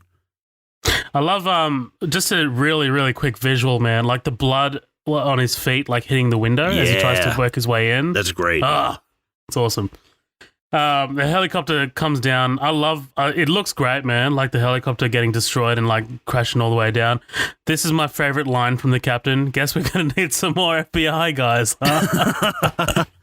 That's so dark. Oh man. And then we get the showdown. Well, I love actually, before that, we get Argyle, right? Well, I was gonna say I love when McClane's downstairs and the elevator's like bing, and it just explodes. It's like Jesus fucking Christ! It's like so unnecessary. He's in that water feature. It's so unnecessary, but it's so fucking funny. Yeah. Very important, by the way. He's got 2 bullets left. Very action movie, but still cool. That's never not going to be cool for me. I love that kind of shit. Like, he's got 2 bullets left. He's going to make them count. I love Theo in this ambulance, and basically Argyle just fucking smashes the limo into it. Hell yeah, dude. It's awesome. It's cool. But yeah, this is it. Here we are. Hans! I laughed, dude. That kind of made me laugh out loud when he yells it. I was like, really? It's beautiful, man. That just kind of cracked me up, dude. I fucking love it, man. Like, look how destroyed he looks, like, coming out from that light. Now like, he's all, like, fucking lathered up in blood, like, limping on one foot. Now, dude, that first shot of him, you know, after he yells and, like, it shows, and I was like, dude, that is fucking iconic. Like, I want a poster of that. Like, I love that, you know, the image of him being in the vent. He's got the Zippo on, but when he first rolls up and you've got the light over his left shoulder and the sparks on the right, I was like, dude, that should be the iconic image. That is fucking a great shot. That's favorite shot of the movie. I thought that was so fucking cool. Yeah. Why'd you have to nuke the whole building, Hans? Well, when you steal $600, you can just disappear. When you steal $600 million, they will find you, unless they think you're already dead. Love it. So basically, McClane throws down his gun, puts his hands up, and yeah. Hey, buddy, see ya. I love that Huey Lewis goes to shoot him. And he's still Huey Lewis. Huey Lewis goes to shoot him. He's like, 9, this is mine. I didn't mean to rhyme. But now we've run out of time. Like, I was like, dude, I expected him to just keep fucking going. Yeah. Yippee-ki-yay, motherfucker. I love the way he says motherfucker. Yippee-ki-yay, motherfucker. And I love the music, like the bells. How good are the bells? Like, just coming in, it's like, it's the score, like, doing so well. But, like, I love the pan down. You see, like, the gun strapped to his back. And this reminds me a lot of, like, Star-Lord doing his dance to distract Ronan and Guardians. Like, they all just start laughing. Han starts laughing. And then, like, McClane pulls the gun, fucking fires one into Hans, and immediately pivots to fire another one into Huey Lewis and fucking into his fucking forehead. He popped Huey Lewis right in the news. Yeah.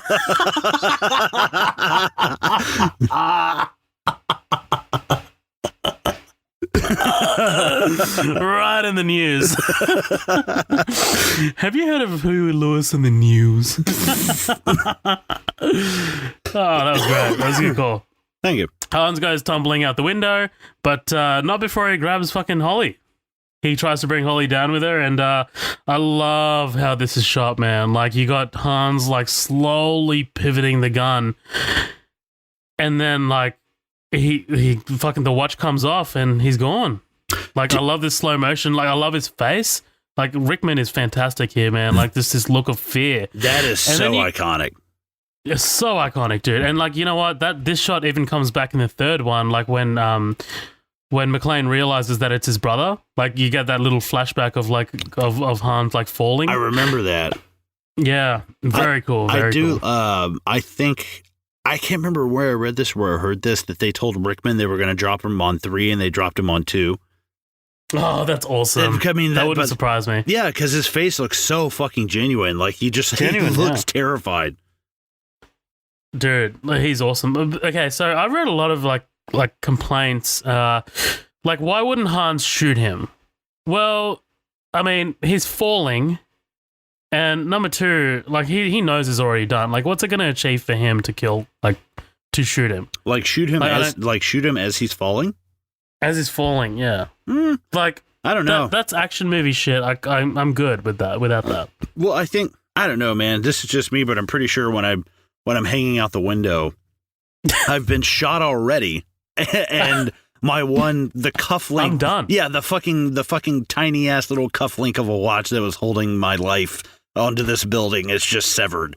The last thing I'm going to be like is revenge. Like as I'm going down, I'm just like, dude, in a minute, I'm going to bounce my teeth through my asshole. Like I'm literally going to be like a scrambled egg on the fucking pavement. Right. I'm surprised as shit, number one, that I'm falling. Right. But yeah, like, dude, I love the shot of him falling, and like we don't see the body, we just hear it. It's like, it's good stuff. Mm-hmm. And there goes Hans, man. Fucking McClane and Gennaro. Well, I guess Holly and John kiss, and they make up. They get down from Nakatomi Plaza. Everything's all well and good. They meet fucking Al, finally. They meet Pal. I love that. That's all well and good. But this isn't the end, is it, Colin? It should have been. It definitely should have been. I think so too. I think so too. God. As much as I want Pal to kind of like, kind of redeem himself, like this, I don't think this is the way. Yeah. It's not. It should have been.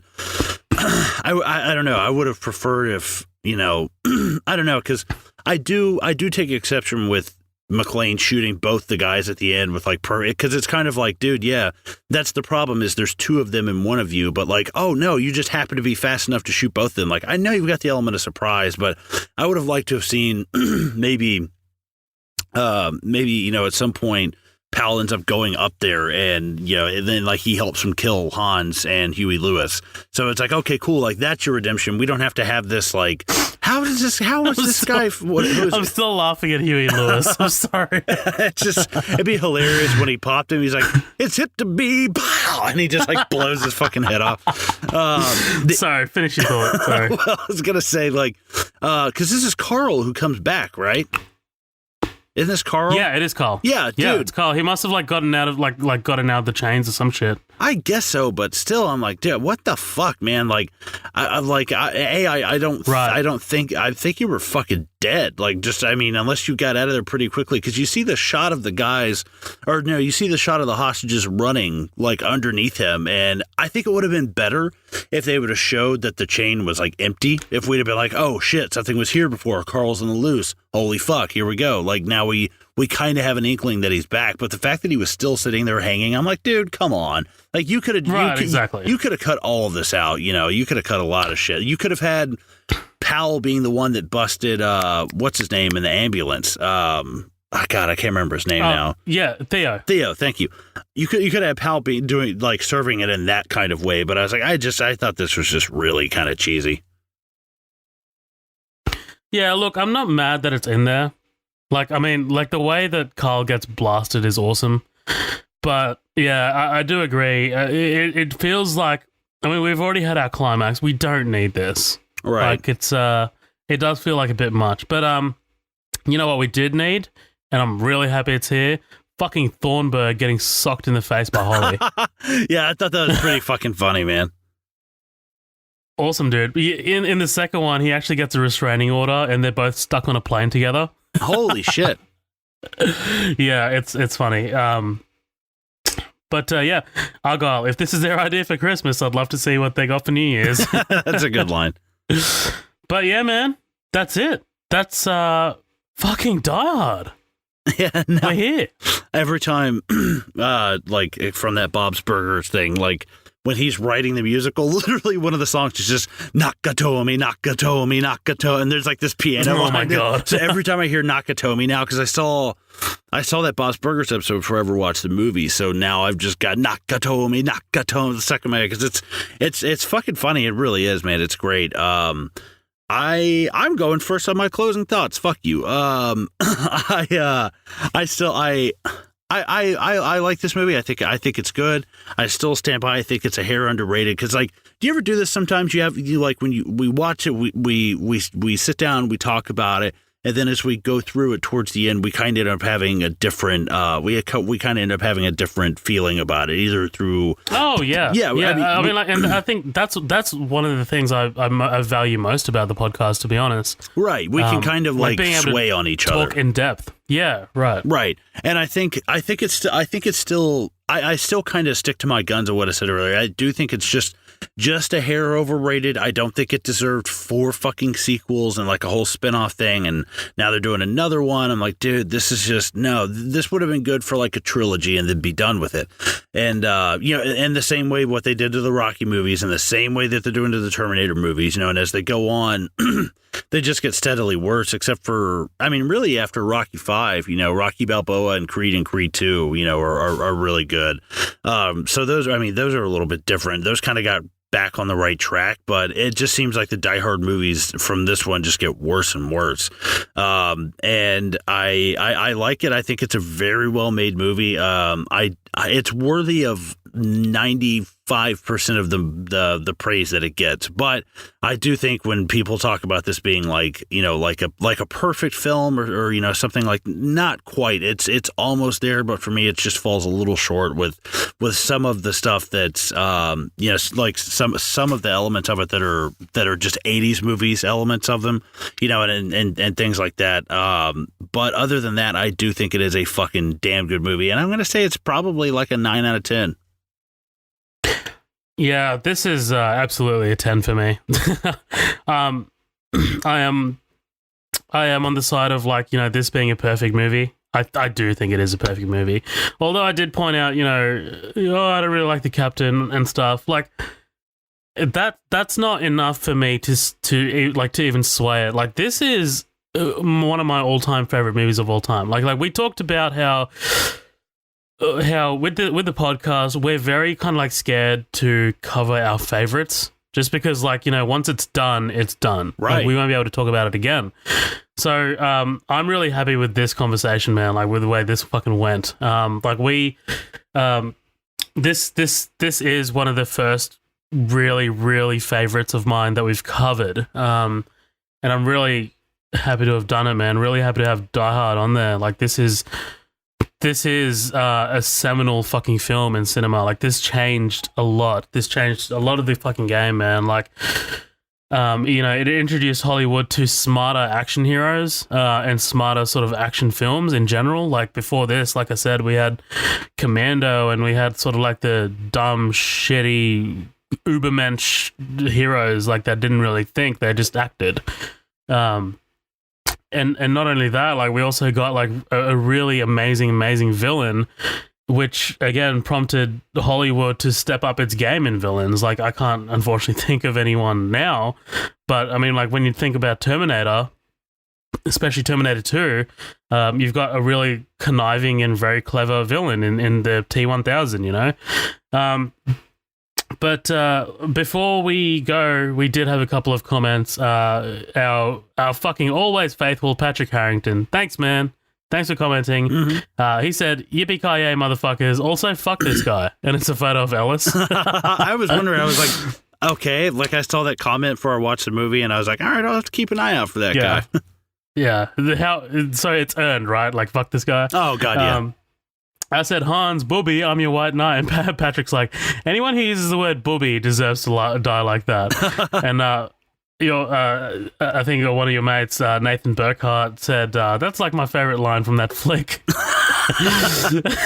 And Nathan also said, I love this Christmas movie, all in capital letters, Christmas movie, more than all of the others. And I said, Nathan, you're my friend. Yeah, he's a cool dude.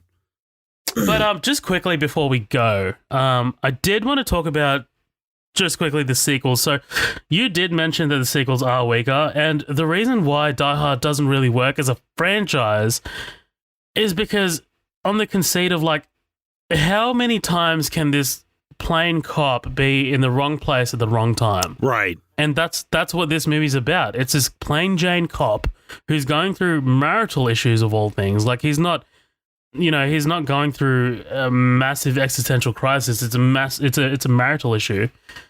How many times can he do this? How many times can he be put into the wrong situation at the wrong time?